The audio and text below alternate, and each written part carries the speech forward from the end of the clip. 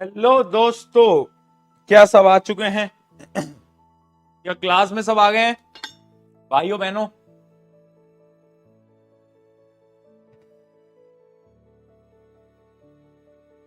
जल्दी से बता दो चैट के अंदर, क्या सब आ गए हैं? क्या सबको मेरी आवाज एकदम बढ़िया तरीके से सुनाई दे रही है तो हम आगे बढ़ें? यस,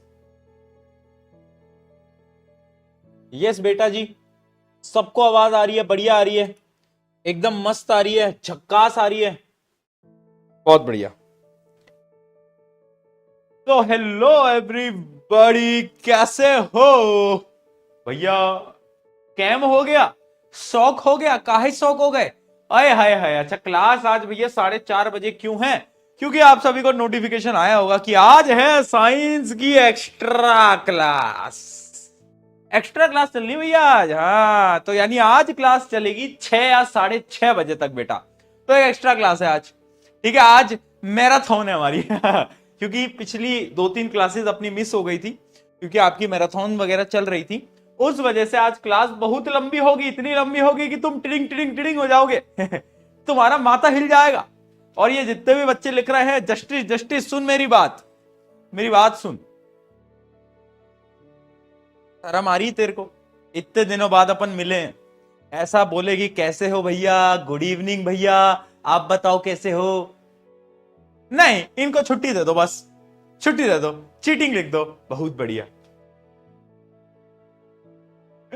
चलो, ओलंपियाड का रिजल्ट आ गया। हाँ, ओलंपियाड का रिजल्ट आ गया होगा, अब आप सब देख सकते हो रिजल्ट। अच्छा, कुछ बच्चे बोल रहे हैं यार रिजल्ट भैया पहले अलग था अब अलग है, ऐसा भी कुछ कह रहे हैं। देखो पहले वैसे रिजल्ट, मतलब पहले अगर हम आंसर की के हिसाब से करें ना तो कुछ कुछ आंसर्स गलत थे, है ना, आंसर की के अंदर। और उसके अलावा कुछ कुछ क्वेश्चंस के अंदर डायग्राम भी मिसिंग था। अगर तुम्हें याद हो तो कुछ ऐसे सवाल थे जिसके अंदर डायग्राम थोड़ा बहुत दिक्कत था, तो उन क्वेश्चंस का बोनस मार्क मिला है सबको, मतलब उसको, मतलब बोनस नहीं, उन क्वेश्चंस को ओलंपियाड से हटा दिया गया है। इस वजह से जो तुम्हें अपना स्कोर दिखाई दे रहा है ओलंपियाड का, वो पहले के कंपैरिजन में अब कम हो गया होगा, क्योंकि जो क्वेश्चन गलत थे उनको मार्किंग से हटा हटा दिया गया है। राइट, यस, यस, तो ऐसा हुआ है, ठीक है? तो अब मुझे बताओ कितने बच्चे हैं जो कि ओलंपियाड की स्टेज 2 के अंदर सेलेक्ट हो गए हैं? कितने बच्चे हैं बताओ, कितने बच्चे हैं जो कि सेलेक्ट हो गए हैं? वाह यार, वाह। नहीं नहीं बेटा, जितने भी क्वेश्चंस जो गलत थे, बाई चांस अगर कोई क्वेश्चन, एक दो क्वेश्चन, मेरे हिसाब से 10th में तो बहुत कम क्वेश्चन गलत थे, 9th वाला जो पेपर था उसके अंदर कुछ क्वेश्चन गलत थे तो उनको हटाया गया है। तुम्हारे में भी एक दो क्वेश्चन हटा के वो उनके मार्क्स सब में से हटा दिया गया है। राइट, ऑब्वियस सी बात है, बहुत कम बच्चे ही सेलेक्ट हुए होंगे, वो तो यार ऑब्वियस सी बात है, स्टेज 2 में आए हो तो बहुत सारे बच्चों ने अटेम्प्ट किया था, तो उसमें से बहुत कम बच्चे स्टेज 2 के अंदर आए होंगे।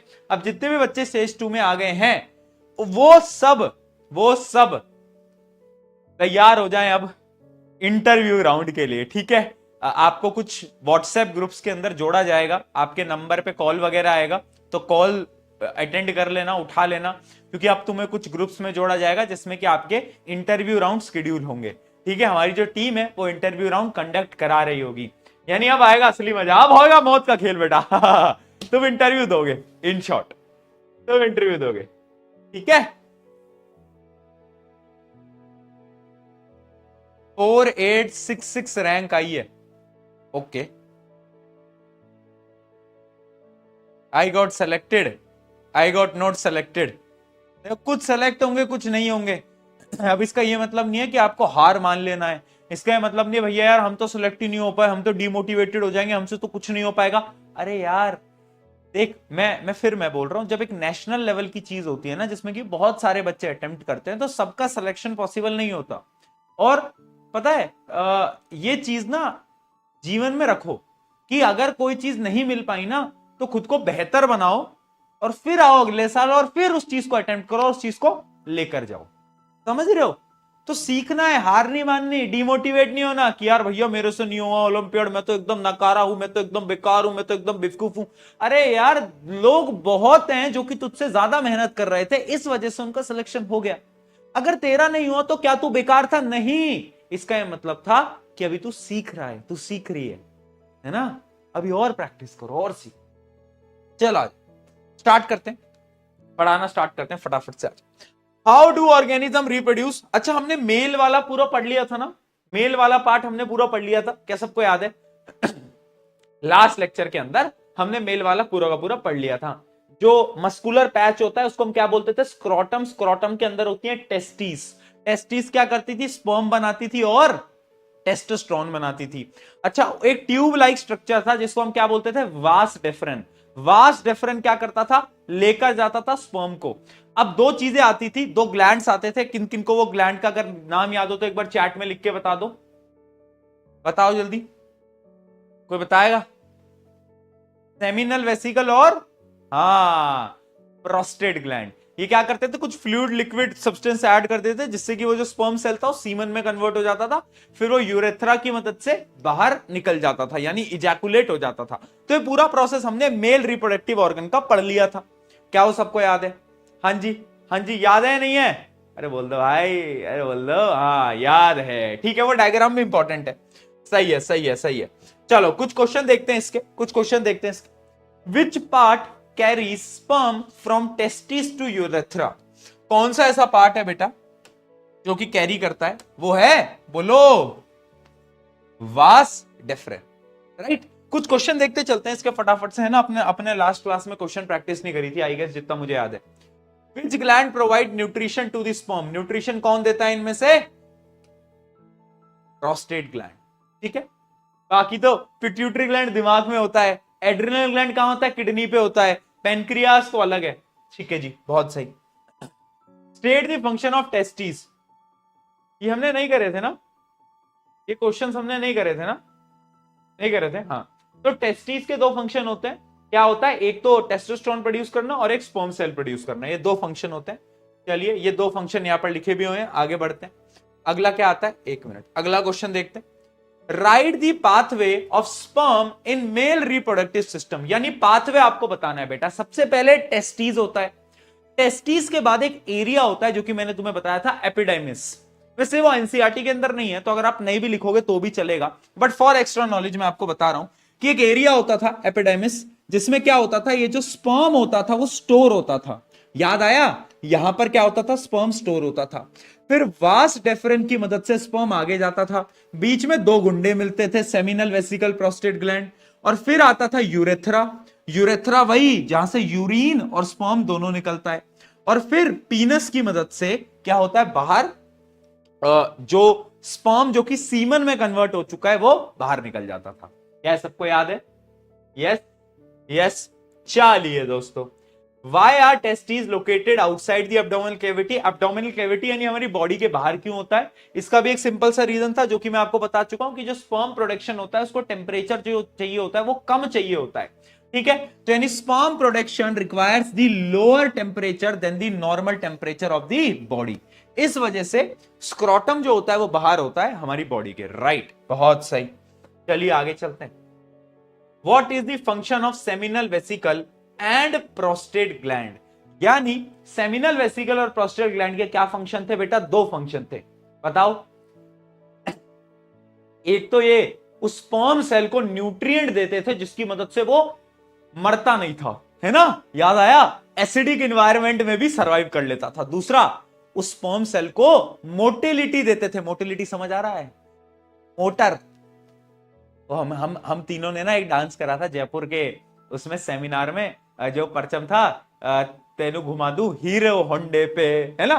तो मोटर, मोटर जो चीज चलती है, मोटिलिटी यानी मूवमेंट की कैपेसिटी, तो स्पर्म सेल बहुत अच्छी तरीके से मूव कर पाता है इसकी वजह से। ठीक है, तो दो इसके रीजन होते हैं, दो चीजें मैं आपको ऑलरेडी बता चुका हूं। चलिए आगे बढ़ते हैं, अब आ जाते हैं फीमेल रिप्रोडक्टिव ऑर्गन पे। आ जाओ भाई, फीमेल रिप्रोडक्टिव ऑर्गन्स पे आ जाते हैं, स्टार्ट करते हैं।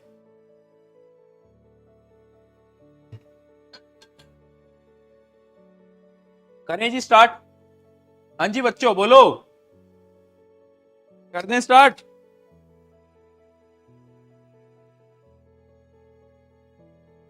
बहुत बढ़िया, कर दें।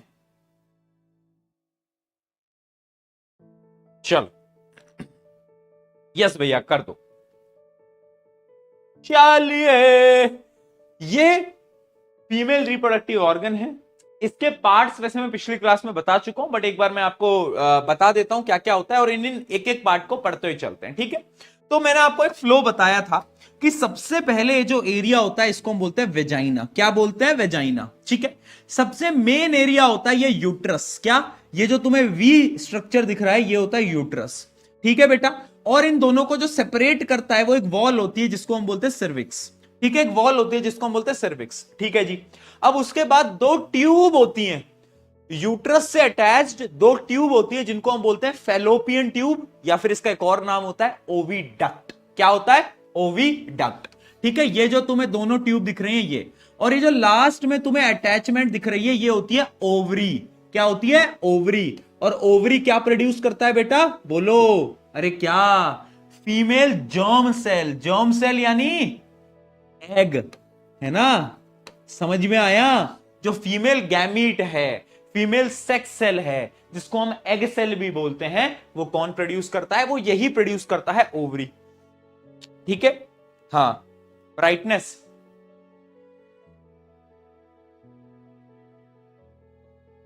ठीक है। अच्छा, एग सेल को ओवम भी बोलते हैं बेटा, बहुत सारे नाम होते हैं, तो कंफ्यूज मत होना कभी भी, कभी भी कंफ्यूज मत होना, ठीक है। सही है। चलिए चलिए, अब एक एक करके इनको डिटेल में पढ़ते हैं। सबसे पहले ओवरी क्या है? Ovaries are the primary sex organ of the female. अच्छा, अब ओवरी का क्या काम होगा? वही जो कि मेल में टेस्टिस का काम था। एक काम तो इसका बड़ा सिंपल सा है, जो कि है प्रोडक्शन ऑफ फीमेल गैमीट। यानी ओवम को कौन प्रोड्यूस करेगा? ओवरी प्रोड्यूस करेगी। वो तो बहुत बेसिक सा काम है। इसके अलावा इसका एक और काम है भाई। क्या? वो तुम्हें याद है पिछले चैप्टर के अंदर कंट्रोल कोऑर्डिनेशन के अंदर फीमेल सेक्स हॉर्मोन्स हुआ करते थे? याद आ रहा है कुछ? फीमेल सेक्स हॉर्मोन्स जैसे कि एस्ट्रोजन और प्रोजेस्ट्रोन, तो उनको कौन रिलीज कराएगा? उनको भी यही ओवरी रिलीज कराती है। ठीक है। तो इसके भी दो काम, एक तो हार्मोन और एक तो बोलो क्या? गैमीट, है ना, यानी जो फीमेल सेक्स सेल होते हैं, राइट? ओके जी, ओके जी, ओके ओके ओके।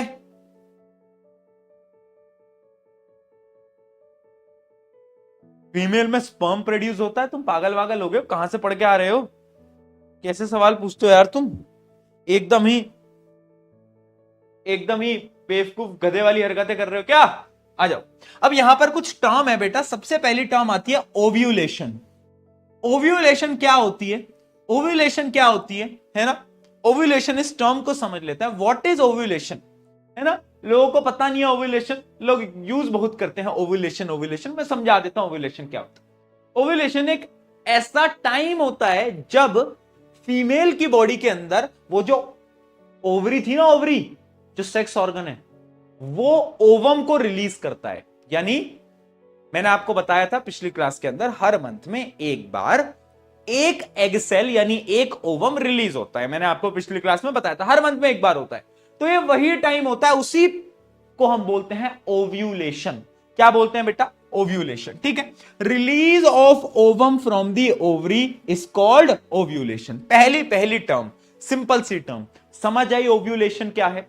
ओवम आ रहा है ओवरी से, उसको हम बोल रहे हैं ovulation. Clear?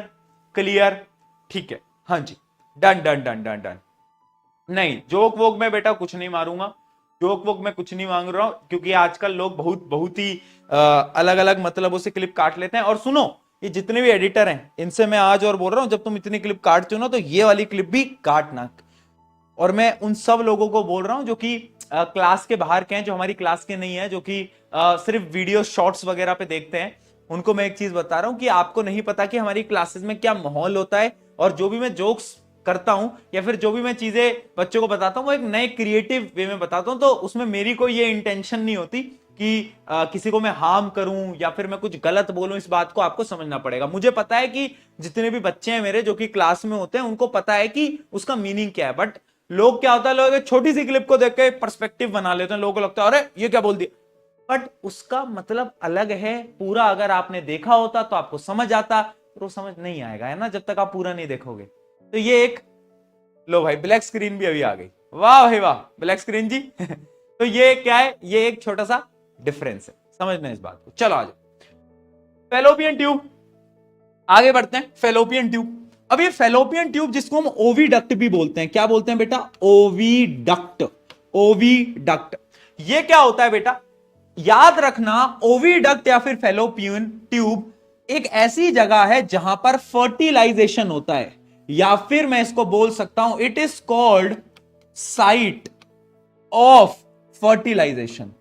Site of fertilization, क्या? Site of fertilization. इसको मैं बोल सकता हूं साइट ऑफ फर्टिलाइजेशन, यानी यहां पर ही फर्टिलाइजेशन होता है।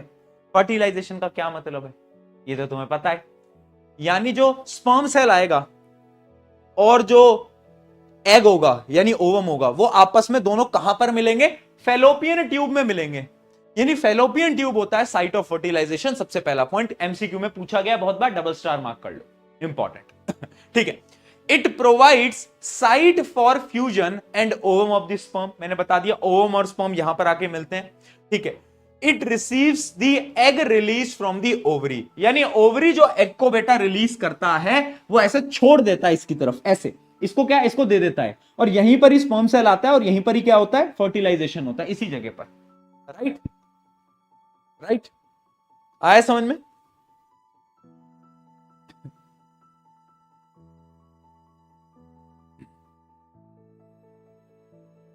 ठीक है, बहुत बढ़िया, ये चीज समझ में आ गई। चलो आगे बढ़ते हैं। अब आता है यूट्रस। अब ये यूट्रस ना सबसे इंपॉर्टेंट है। क्यों? इसका मेन काम क्या है बेटा? हम धीरे धीरे पढ़ेंगे भी, बट इसका मेन काम क्या है? Supports the development of foetus, it muscular wall help in child birth. अब मैं आपको जो बताने चाह रहा हूं वो आपके दिमाग को खोल के रख देगा बेटा, समझना। ये है फीमेल रिप्रोडक्टिव ऑर्गन। ध्यान रखना बेटा, अब तुम एक बार प्रोसीजर समझ लो पूरा का पूरा कि कैसे हो रहा है रिप्रोडक्शन। यहां से आ रहा है स्पर्म सेल, यहां से आ रहा है स्पर्म सेल। अब बहुत सारे स्पर्म सेल थे, जो भी रेस जीतता है वो स्पर्म सेल मान लो यहां फेलोपियन ट्यूब में, और यहां पर क्या था? यहां पर एग था, और दोनों फर्टिलाइज हो जाते हैं। अच्छा मुझे बताओ, जब फर्टिलाइजेशन होता है तो क्या बनता है? जाइगोट। जाइगोट के बाद क्या बनता है बेटा? पहले तो बनता है जाए, फिर क्या बनता है बताओ? एम्ब्रियो। फिर क्या बनेगा? और ये यहीं पर ही हो रहा है, अभी भी फेलोपियन ट्यूब में ही हो रहा है। एम्ब्रियो धीरे धीरे डेवलप करेगा, और पता है क्या होगा? ये एम्ब्रियो को पुश करेगा बाहर की तरफ, पुश करेगा बाहर की तरफ, और ये एम्ब्रियो यहां पर जुड़ जाएगा। कहां पर? यूट्रस पे। यानी यूट्रस की वॉल से ये ग्रोइंग एम्ब्रियो अटैच्ड हो जाएगा, और ये एम्ब्रियो ग्रो करके ह्यूमंस के अंदर एक नया नाम इसको मिल जाता है, जिसको हम बोलते हैं फीटस, जो कि हमने यहां पर लिखा भी है। It support the growing foetus. क्या? फीटस। ठीक है। तो यानी एम्ब्रियो से क्या कन्वर्ट होता है? एम्ब्रियो से फीटस के अंदर कन्वर्ट होता है, और वो यहां पर आकर क्या होता है? जुड़ जाता है। क्या बात समझ में आई? क्या बात समझ में आई? यानी फर्टिलाइजेशन हुआ, जाइगोट बना, एम्ब्रियो बना, एम्ब्रियो बाहर निकलने लगा, एम्ब्रियो ये जो यूट्रस की वॉल है ना, इसके ऊपर जुड़ जाता है, जुड़ जाता है। और इस प्रोसेस को हम इम्प्लांटेशन भी बोलते हैं। क्या बोलते हैं? इम्प्लांटेशन। डेफिनेशन दिखा दूंगा। यानी ये जो ग्रोइंग एम्ब्रियो है वो इस पे इम्प्लांट हो जाता है। इम्प्लांट यानी जुड़ जाना, है ना? तो इसकी वॉल्स पे जुड़ जाता है। ठीक है। और ये ग्रो करता है और ये बनता है फीटस, और फीटस बाद में बनता है बेबी, है ना, यानी चाइल्ड। ठीक है। बेबी यानी चाइल्ड, यानी जो चाइल्ड है, जो बच्चा है, वो यहीं से ही जन्म हो रहा है। तो यहां पर बेटा मैं आपको एक बड़ी ही अनोखी चीज बताना चाहूंगा कि अगर आपकी मम्मी अब आपको ताना मारे कि मैंने तेरे को 9 महीने पेट में रखा है, तो आपके पास एक नई टेक्नोलॉजी आ चुकी है, आपके पास एक नई नॉलेज आ चुकी है कि मम्मी देखो, पहली बात तो आपने मुझे पेट में नहीं रखा है, आपने मुझे यूट्रस के अंदर रखा है। Child grows in uterus, not in stomach. तो यूट्रस में तुम ग्रो हुए हो, उसके बाद तुम बाहर आए हो।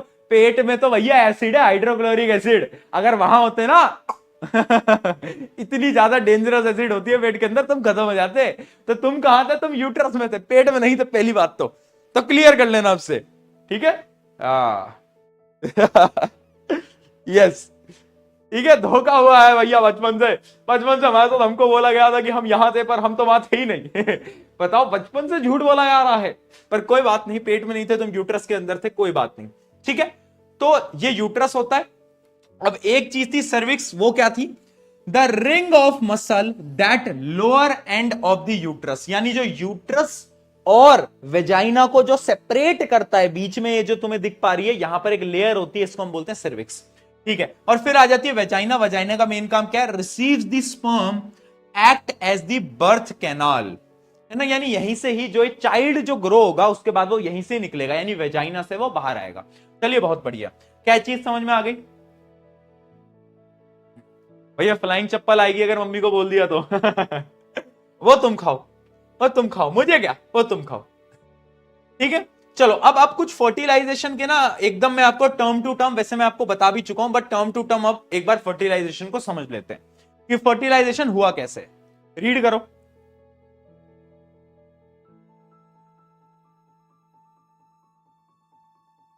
सबसे पहले याद रखना, fusion of male gamete and female gamete is called fertilisation, ठीक है।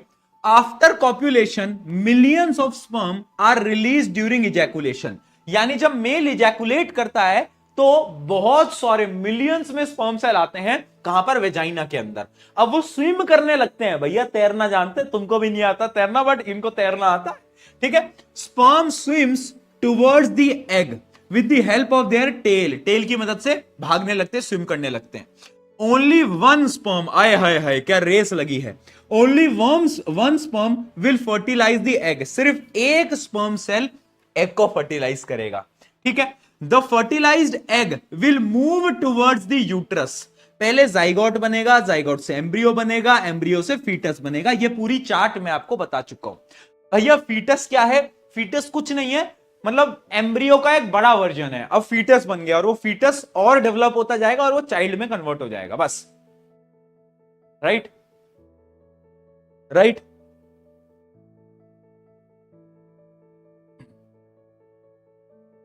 ठीक है, चलो अब यहां पर आ जाती है टर्म बेटा, क्या? इम्प्लांटेशन। इम्प्लांटेशन क्या है? Implantation is the only attachment of the early embryo to the uterine lining, यानी वो जो यूट्रस था ना, वो जो वी शेप था ना यूट्रस का, वो जो वी शेप था यूट्रस का, उसमें जो एम्ब्रियो है ना, ग्रोइंग एम्ब्रियो, जब वो जुड़ता है उसको हम बोलते हैं क्या? बोलो, इम्प्लांटेशन। अब पता है ये जो यूट्रस की जो वॉल होती है ना, इसमें एक लाइनिंग होती है, उस लाइनिंग का एक नाम होता है जो कि तुम्हें याद रखना है, उस लाइनिंग को हम बोलते हैं endometrium. Very important, very important, तुम्हें यह याद रखने की जरूरत नहीं है, ब्लास्टोसाइड इसको हटा दो, ये सिलेबस में नहीं है, but endometrium is the inner lining of the uterus wall, यानी यूट्रस वॉल की जो अंदर की लाइनिंग है ना, जहां पर एम्ब्रियो आकर जुड़ जाएगा, उस लाइनिंग को हम बोलते हैं एंडोमेट्रियम। क्या बोलते हैं बेटा? एंडोमेट्रियम, ठीक है, ठीक है, बहुत बढ़िया। तो यहां पर तुम देख सकते हो जैसे कि पहले एग था, एग बड़ा होता गया, फिर उसके बाद देखो फीटस में कन्वर्ट हो गया, यानी 4 वीक के बाद, यानी 1 महीने में फीटस में कन्वर्ट हो जाता है। फिर 10 वीक में आप फीटस देखो कितना ग्रो कर गया है, फिर आप देखो 16 वीक में और ग्रो कर गया है, और 20 वीक में आप देखो कितना ज्यादा ग्रो कर गया है। तो ऐसे ग्रोथ आगे बढ़ती जाती है राइट टाइम के साथ साथ। अब सवाल यह आता है कि भैया ये जो फीटस है ये ग्रो कैसे हो रहा है? बताओ बताओ, एक बार सोचो, फीटस ग्रो कैसे कर रहा है? कोई सोच सकता है? कोई सोच सकता है foetus, how foetus is growing? भाई तो देखो भैया, जब भी तुम्हें भूख लगती है तो तुम क्या करते हो? मान लो घर पे कोई है नहीं, तो तुम जोमेटो स्विगी वाले भैया को फोन मिलाते हो, यानी ऑर्डर करते हो और बोलते हो कि भैया हमारे घर पे खाना ले आओ, तो खाना आ जाता है घर में। सिमिलरली ये जो छोटा सा बच्चा है, ये जो पेट के अंदर है, पेट नहीं सॉरी यूट्रस के अंदर है, ये यूट्रस में से फोन मिलाता है, हेलो हेलो हेलो जोमेटो वाले भैया, खाना भिजवा दोगे? हमको ना ग्रो होना है, तो हमको थोड़ा सा ग्रो करवा दो प्लीज। क्या खाने में? वो एक नान मंगवाना और वो दाल मखनी हो जाती तो ऐसे करता है क्या छोटा सा बच्चा?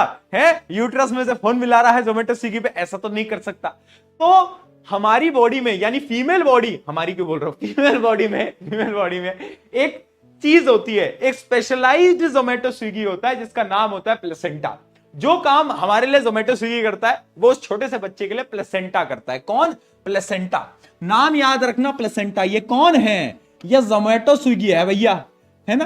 ये बच्चों के लिए जोमेटो स्विगी है जो बच्चों के लिए जोमेटो स्विगी है वो प्लेसेंटा। तो याद रखना what is placenta. Embryo grows inside the mother's womb, womb यानी वो एरिया जहां पर बच्चा ग्रो कर रहा है, ठीक है, and get nourishment from the mother's blood through the tissue called placenta. यानी प्लेसेंटा क्या है, एक टाइप का टिश्यू है जिसका मेन काम क्या है, चाइल्ड को न्यूट्रिशन देना, चाइल्ड को न्यूट्रिशन देना। वो कहां से देगा न्यूट्रिशन, मदर के ब्लड में से, मदर के खून में से भैया, हाँ मदर के खून में से। यानी जब आपकी मम्मी कह रही खून का रिश्ता है तो एकदम ट्रू है बेटा, उन्हीं के खून से तुम बड़े हुए हो, तो बहुत जरूरी बात है, ठीक है जी। अब कैसे दे पाता है ये प्लेसेंटा, एंड मैं आज आपको बोल रहा हूं प्लेसेंटा का topic one of the most important topic है। प्लेसेंटा में से एक सवाल आपके पेपर के अंदर आपको दिखने वाला है।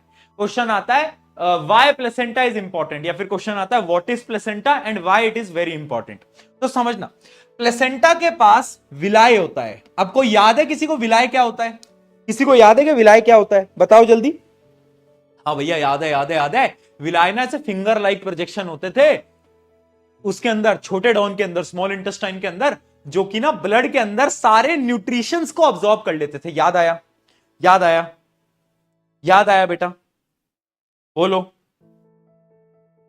हाँ बहुत बढ़िया, याद है भैया, हाँ हाँ। तो सिमिलरली विलाय ऑन प्लेसेंटा, यानी जो प्लेसेंटा होता है ना उसमें विलाय होता है, और याद रखना वो अंदर की तरफ होता है, यानी एम्ब्रियो की साइड में होता है, एम्ब्रियो साइड पे।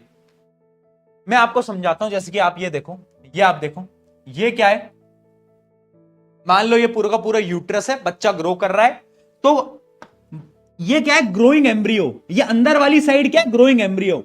तो जो विलाय होगा ना बेटा वो ऐसे होगा, विलाय अंदर की तरफ होगा, यानी बाहर की तरफ नहीं होता विलाय, अंदर की तरफ होता है। क्या बात समझ में आई, बाहर की तरफ नहीं होता, अंदर की तरफ। ये मैं बार बार क्यों बोल रहा हूं, क्योंकि पूछा गया था एमसीक्यू के अंदर कि जो विलाय प्रेजेंट होता है प्लेसेंटा के पास वो कहां पर होता है, वो एम्ब्रियो की तरफ होता है या फिर मदर साइड पे होता है। तो हमेशा वो एम्ब्रियो की साइड पे होता है, ये आप बात याद रखना, इनर साइड पे होता है। बहुत बढ़िया, ठीक है। तो पहली चीज तो हमें ये समझ आ गया है ना, इसका काम क्या है, to increase the surface area, surface area को इंक्रीज करना। बहुत बढ़िया।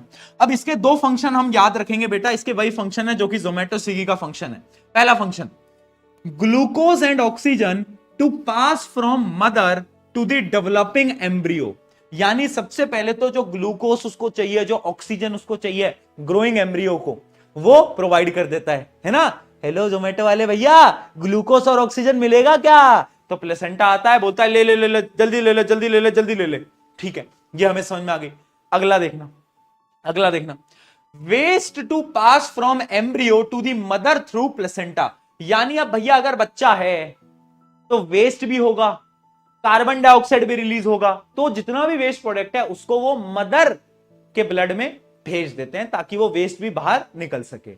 यानी न्यूट्रिशन लेना और वेस्ट निकालना दोनों कौन कर रहा है, प्लेसेंटा। तो placenta is the Zomato Swiggy, दोनों काम करेगा, खाना लाएगा भी और वेस्ट को लेके भी जाएगा। क्या बात क्लियर है बेटा?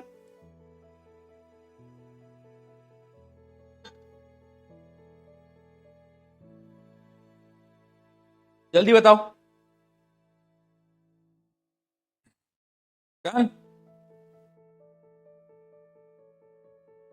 जल्दी।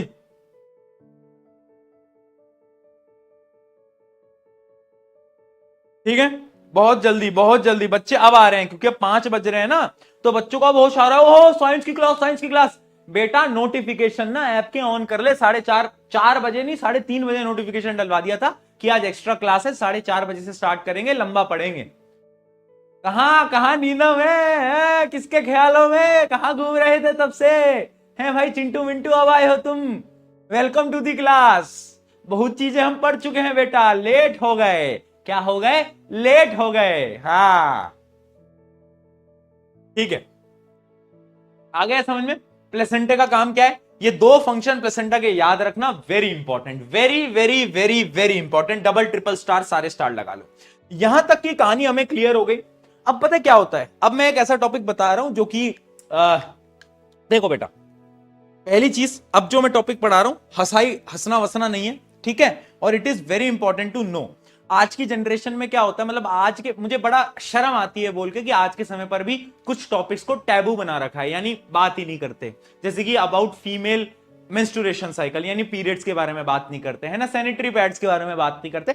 ये चीजों को बड़ा ऐसे बना रखा है कि अरे क्या हो गया, ये क्या हो गया, मतलब इतना मुझे समझ नहीं आता कि आज हम इतने डेवलप हो चुके हैं, एक ऐसी जनरेशन हमारी चल रही है जिसमें कि हम खुल के बात कर सकते हैं, बट लोगों को यही नहीं पता कि मेंस्ट्रुएशन क्यों होता है, क्या ये नेचुरल है, कुछ नहीं पता लोगों को। एंड स्पेशली जब मैं बोल रहा हूं तो जो लड़कियां होंगी वो बड़ी एम्बेरस होंगी, है ना, थोड़ा सा लगता है, बट मैं ये बात लड़कों को बताना चाहता हूं कि तुम्हारे लिए समझना बहुत जरूरी है, क्योंकि आज नहीं समझोगे तो जीवन में कभी नहीं समझ पाओगे, है ना, कि एक लड़की इस समय पर किस पेन से गुजर रही होती है, उसका आइडिया हम नहीं लगा सकते, ये रियलिटी है और ये साइंस बोलती है। इसी वजह से ये जो टॉपिक है ना, ये मैं बहुत ध्यान से पढ़ाना चाहता हूं, तो इस टॉपिक में मैं हाथ जोड़ के बोल रहा हूं, बिल्कुल भी मुझे बकवास नहीं सुननी है चैट के अंदर, ठीक है, मेरे को बिल्कुल भी बकवास नहीं सुननी है, क्योंकि ये टॉपिक बहुत इंपॉर्टेंट है सबके लिए समझना, तो इसलिए ध्यान से समझ लो, है ना। मजाक मस्ती अपनी जगह पर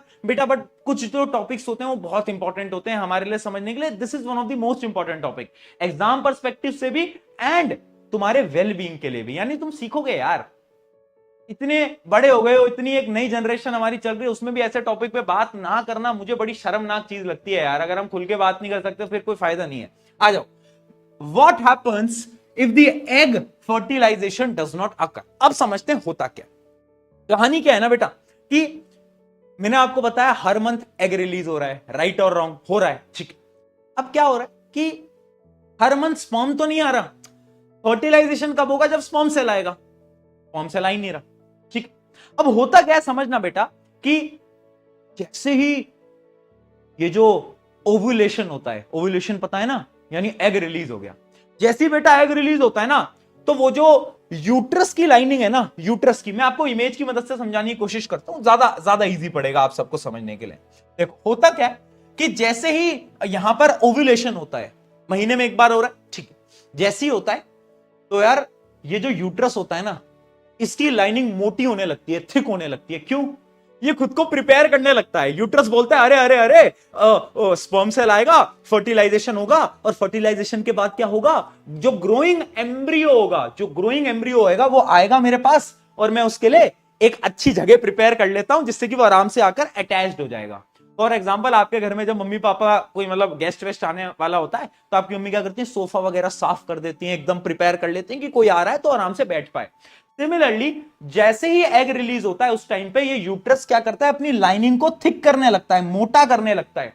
क्यों? क्योंकि इसका ये काम है कि यार भाई स्पर्म आएगा, फर्टिलाइजेशन होगा, और जो एम्ब्रियो होगा वो आएगा और मेरे पे इम्प्लांट हो जाएगा, यानी मेरे साथ जुड़ जाएगा।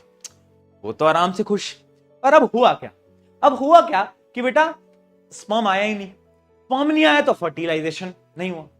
कुछ टाइम में क्या होता है, मतलब कुछ ही दिनों के अंदर ये जो ओवम है, यानी ये जो एग सेल है, कुछ दिनों में ये खत्म हो जाता है ना, कुछ दिन तक जिंदा रहता है, उसके बाद मर जाता है, डाई कर जाता है।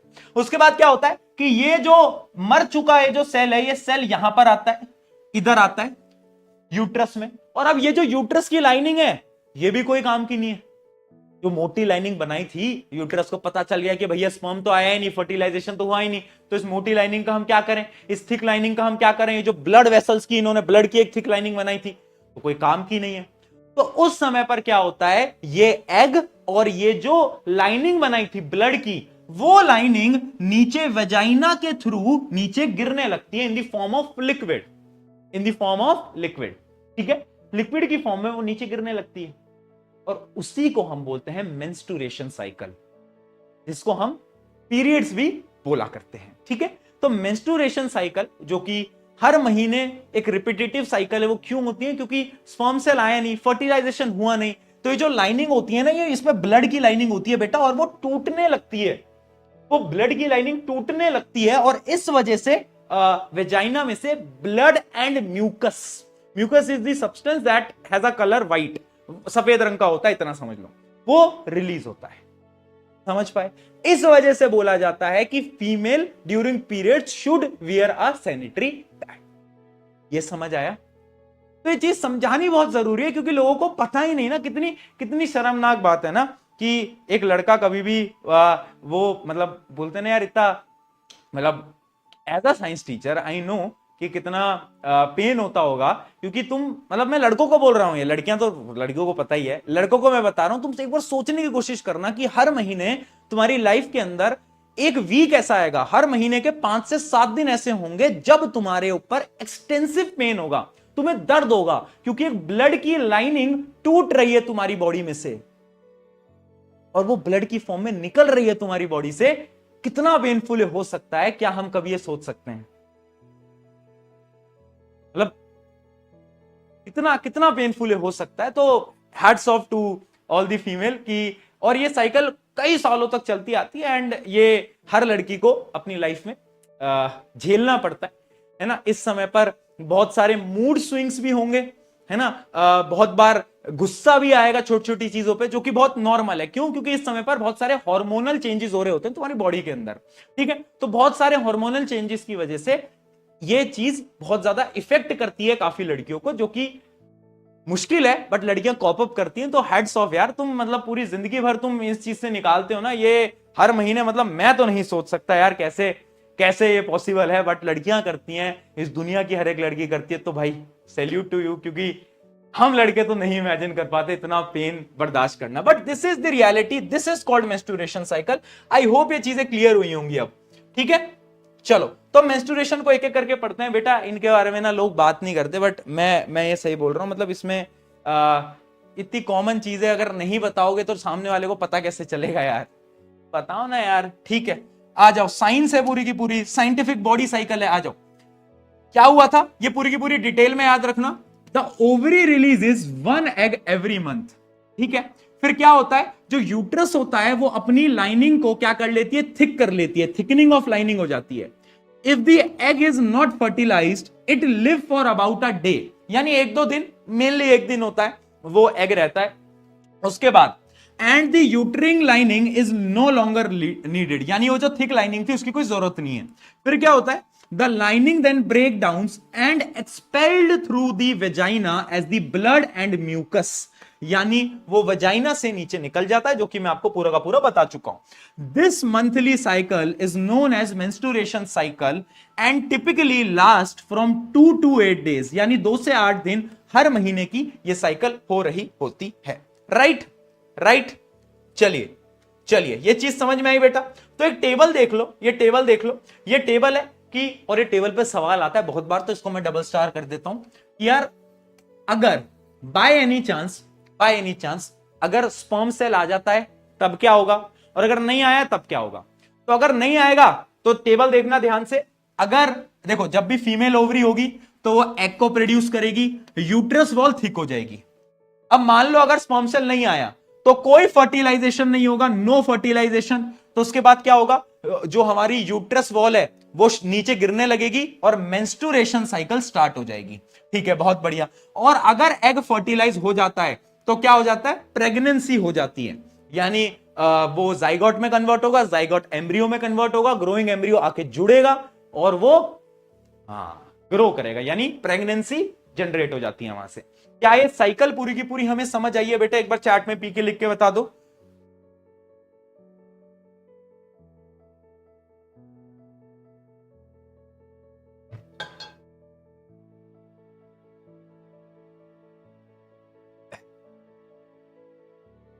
पता है जब मैं स्कूल में था ना, देखो लड़कों की ना आदत होती है इन सब चीजों पे मजाक उड़ाने की, है ना, मेरी भी आदत थी जब मैं स्कूल में था। बिकॉज मेरे पास कोई ऐसा शायद टीचर नहीं था जो कि मुझे सिखा पाए कि यार ये चीजें कैसे होती है, क्या फिनोमिना है, मुझे नहीं किसी ने बताया। तो लड़कों की आदत होती है हर छोटी छोटी चीजों पे हम मजाक बनाते हैं, है ना। बट मेरा ये मानना है कि चलो मेरे को उस टाइम पे कोई ऐसा टीचर नहीं मिला, बट एटलीस्ट तुम्हारे साथ ऐसा ना हो, तुम लोगों को सारी चीजें डिटेल में पता होनी चाहिए, इट इज वेरी इंपॉर्टेंट। चलिए, इतना समझ में आ गया। अब यहां पर ना बेटा एक टर्म और होती है जिसको हम बोलते हैं मेनोपॉज। मेनोपॉज क्या होती है, फीमेल की एक ऐसी एज होती है जब ये जो मेंस्ट्रुएशन साइकिल होती है रुक जाती है, यानी खत्म हो जाती है। ठीक है, तो menopause is the permanent stoppage of the menstrual cycle. Usually occurs between the age of 45 to 50, यानी इस एज पे जाकर मीनोपॉज हो जाता है, यानी जो रिप्रोडक्टिव लाइफ होती है वो आपकी खत्म हो जाती है, यानी हमारी जो मतलब जो फीमेल की जो ओवरी होती है वो एग को रिलीज नहीं करती इस एज के बाद, तो मेंस्ट्रुएशन साइकिल भी खत्म हो जाती है, तो उसको हम बोलते हैं क्या, मीनोपॉज। पॉज यानी रुक जाना, यानी मेंस्ट्रुएशन साइकिल का रुक जाना, राइट। चलो चलिए जी। और एक ऐसी एज होती है जो फीमेल की मेंस्ट्रुएशन साइकिल स्टार्ट होती है, जिसको हम बोलते हैं मेनार्क। क्या बोलते हैं, मेनार्क, है ना, यहां से मेंस्ट्रुएशन साइकिल स्टार्ट होती है। तो ये जो एज होती है ये 11 से 13 साल के बीच में होती है, सभी लड़कियों को पता भी होगा, they can relate with that, ठीक है। 11 से 13 के बीच में ये मेनार्क होता है, यानी स्टार्ट होता है, फिर एक पूरी की पूरी साइकिल चलती है, और एंड कब होता है, एंड होता है मीनोपॉज पे। मीनोपॉज की एज आपको मैंने बताई 45 से 50, तो यानी यहां से स्टार्ट होता है, यहां पर खत्म होता है अराउंड 30 से 40 साल। चलो इतना समझ आया। अब कुछ क्वेश्चन करते हैं बेटा, फटाफट से सवाल बताना। अब कुछ सवाल देखते हैं और उन सवालों के जवाब तुम दोगे। कहां गया, ये रहा, आइडेंटिफाई द गिवन पार्ट। आ जाओ, लेबल पार्ट बताओ, वन कौन सा पार्ट दिख रहा है, दिख रहा है ना, विजिबल है ना, ये विजिबल है। एक बच्चा मीनार्क को मोनार्क लिख रहा है। मोनार्क तुमने उसमें पढ़ा होगा ना शायद, वो क्या था वो, एसएसटी में, एसएसटी में शायद एक किंगडम वगैरह कुछ होते थे ना, मोनार्क, मोनार्की, ऐसे कुछ होता था ना, एक मतलब मुझे याद है शायद 9th या 10th में आता था monarchy, monarchy was the kingdom style, ऐसे कुछ होता था, मुझे ऐसा याद आ रहा है। ऐसा कुछ होता है कि फिर जैसे डिक्टेटरशिप होती है वैसे मोनार्की होती है, ऐसा कुछ है, या फिर मुझे लग रहा है मेरा दिमाग बना रहा है ऐसा कुछ। पार्ट 1 क्या है, ये ओविडक्ट है, ये क्या है, ओवरी है, ये क्या है, यूट्रस है, ये क्या है, सर्विक्स है, और ये क्या है, वेजाइना है, ठीक है। यस, हाँ हिस्ट्री में पढ़ा था भैया वो, देखो मेरी हिस्ट्री इतनी अच्छी है क्या, सही बता रहे भाई साहब, क्या दिगराज सर क्या कह रहे थे, क्या कह रहे थे, हिस्ट्री मेरी देख रहे हो, बता देना उनको, हाँ ठीक है। चलो आगे बढ़ते हैं। Draw the and label the reproductive system, female reproductive system. ये आप ड्रॉ करने का डायग्राम सिंपल है इसका, तो तुम बना भी सकते हो, और इसमें लेबलिंग याद रखना और फंक्शन याद रखना, ओवरी का क्या फंक्शन है, ओविडक्ट का क्या फंक्शन है, यूट्रस का क्या फंक्शन है। चलो एक एमसीक्यू खेलते हैं, बताओ मुझे साइट ऑफ फर्टिलाइजेशन क्या है, जल्दी, साइट ऑफ फर्टिलाइजेशन क्या है, बहुत बढ़िया, ओविडक्ट। साइट ऑफ इम्प्लांटेशन क्या है, इम्प्लांटेशन कहां होता है, बोलो, यूट्रस, क्या, यूट्रस, बहुत बढ़िया। चलिए यहां तक सारी चीजें क्लियर हो गई हैं, आगे बढ़ा जाए, आगे बढ़ा जाए, कुछ और सवाल देखे जाए। देखो ये सवाल बड़ा इंपॉर्टेंट है, जो कि मैंने तुम्हें बताया भी, कि what happens if the fertilisation does not take place, अगर फर्टिलाइजेशन नहीं होगा तो क्या होगा, तो ये पूरा आपको एक्सप्लेन करना पड़ेगा। वो जो मैंने टेबल बताई थी कि अगर फर्टिलाइजेशन नहीं आता तो मेंस्ट्रुएशन साइकिल कैसे स्टार्ट होती है, तो वो पूरा फ्लो आपको याद रहना चाहिए, वेरी इंपॉर्टेंट, क्या, वेरी इंपॉर्टेंट बेटा, यस, ठीक है जी।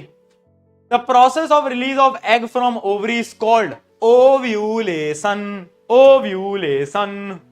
चलिए जी, which of the following help in nourishment of the growing embryo, कौन मदद करता है, प्लेसेंटा, और कहां पर होता है प्लेसेंटा, यूट्रस में, प्लेसेंटा इन यूट्रस, बहुत बढ़िया जी। आगे बढ़ते हैं, चलो असर्शन रीजनिंग देखते हैं। Fertilisation in human being usually take place in fallopian tube, क्या है बात सही है, क्या फर्टिलाइजेशन जो होता है वो फेलोपियन ट्यूब में होता है, एकदम भैया ये तो हमको मालूम है। Reason, fallopian tube provide the appropriate environment for the fusion of male gamete and female gamete, ये इसका सही उत्तर है, तो इसका आंसर आएगा ए, ठीक है बेटा, इसका आंसर क्या आएगा, ए आएगा, राइट।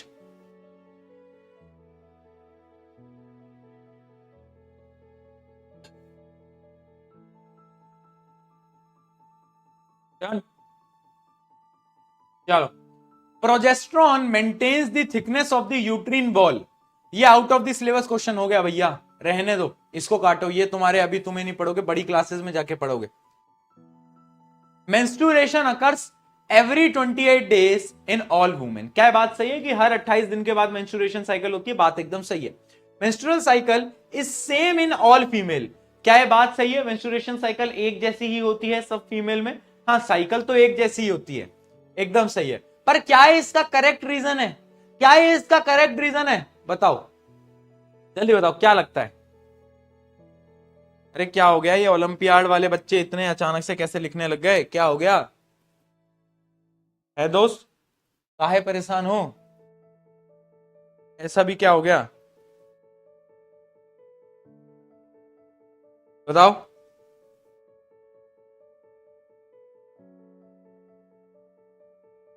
बोलो।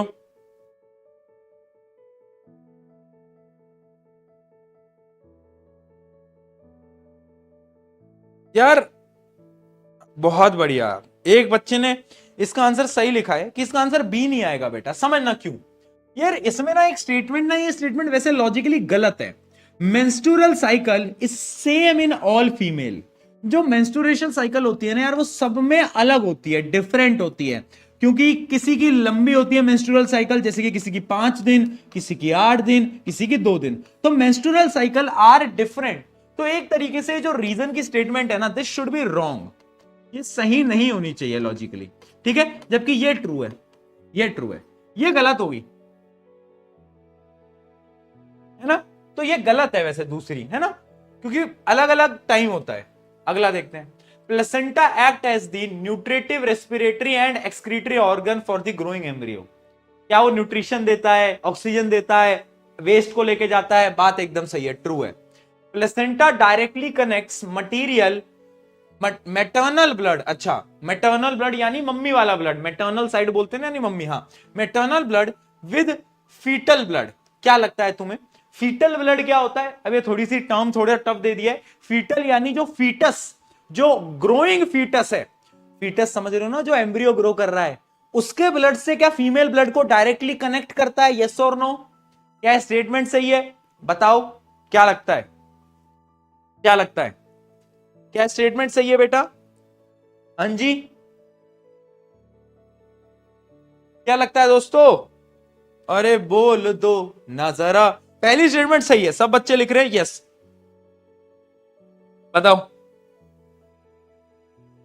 नहीं, गलत है। अरे दूसरी स्टेटमेंट बेटा गलत। देखो, प्लेसेंटा क्या कर रहा है? प्लेसेंटा एक मीडियम है जो कि एक्सचेंज खुद कर रहा है, वो डायरेक्टली कनेक्ट नहीं करता, वो डायरेक्टली कनेक्ट नहीं करेगा। यहां पर शब्द लिखा है डायरेक्टली नहीं, वो बीच में एक मीडियम है जो विलाई की मदद से एक्सचेंज में मदद करता है, तो डायरेक्टली कनेक्ट नहीं करता। तो this statement is also false. ये बात हम याद रखेंगे, पहली वाली ट्रू है, ये फॉल्स है।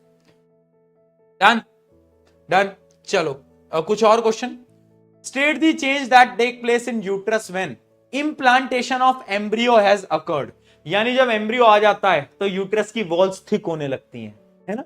हाँ, न्यूट्रिशन देने लगती हैं, प्लेसेंटा आ जाता है उसके ऊपर, ठीक है? इसकी एक एक लाइन आप यहां पे देख सकते हो कि जब भी इम्प्लांटेशन के बाद क्या होता है, क्या लिखा है यहां पर, कहा गया, हाँ, इट इज कहा गया thickened of the wall of uterus. यानी सबसे पहले जो यूट्रस की जो वॉल होगी वो मोटी होने लगेगी बहुत ज्यादा, ठीक है? An intimate connection between the foetal membrane and uterine wall called placenta. यानी उसके बाद प्लेसेंटा बनेगा, सेकंड स्टेप। पहले क्या होगा? वॉल थिक होगी, फिर उसके बाद क्या बनेगा? प्लेसेंटा बनने लगेगा, फिर उसके बाद क्या होगा? प्लेसेंटा एक्सचेंज कराता रहेगा मटेरियल्स को, अगर इंप्लांटेशन हुआ तो। और अगर इंप्लांटेशन नहीं हुआ तो क्या होगा? तो क्या होगा? वो जो यूट्रिन वॉल है वो शेड करने लगेगी, शेड ऑफ करने लगेगी, और मेंस्ट्रुएशन साइकिल स्टार्ट हो जाएगी। Done.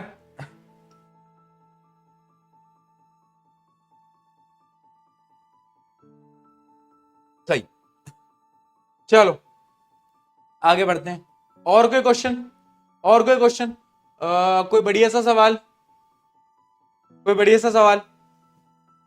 Explain the structure and function of placenta, why it is important. जो कि मैंने तुम्हें बताया था ना, ये बहुत इंपॉर्टेंट क्वेश्चन है कि प्लेसेंटा का स्ट्रक्चर और उसका फंक्शन बताओ। तो वो यही है, वो यही है, ठीक है? फंक्शन क्या होते हैं? तुम्हें बस दो फंक्शन याद रखने हैं बेटा।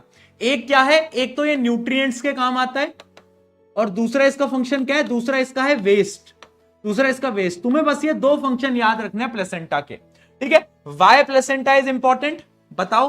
प्लेसेंटा इंपॉर्टेंट क्यों है?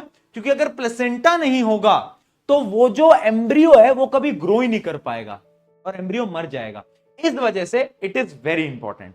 राइट राइट, सही है, ये चीज भी क्लियर हो गई। अच्छा, एक क्वेश्चन मैं तुम्हें वैसे होमवर्क भी दे रहा हूं, ये तुम खुद ढूंढ के लाना, ठीक है। एक मिनट, कहां गया, एक क्वेश्चन मैं तुम्हें होमवर्क दे रहा हूं, चलो मैं लिख ही देता हूं।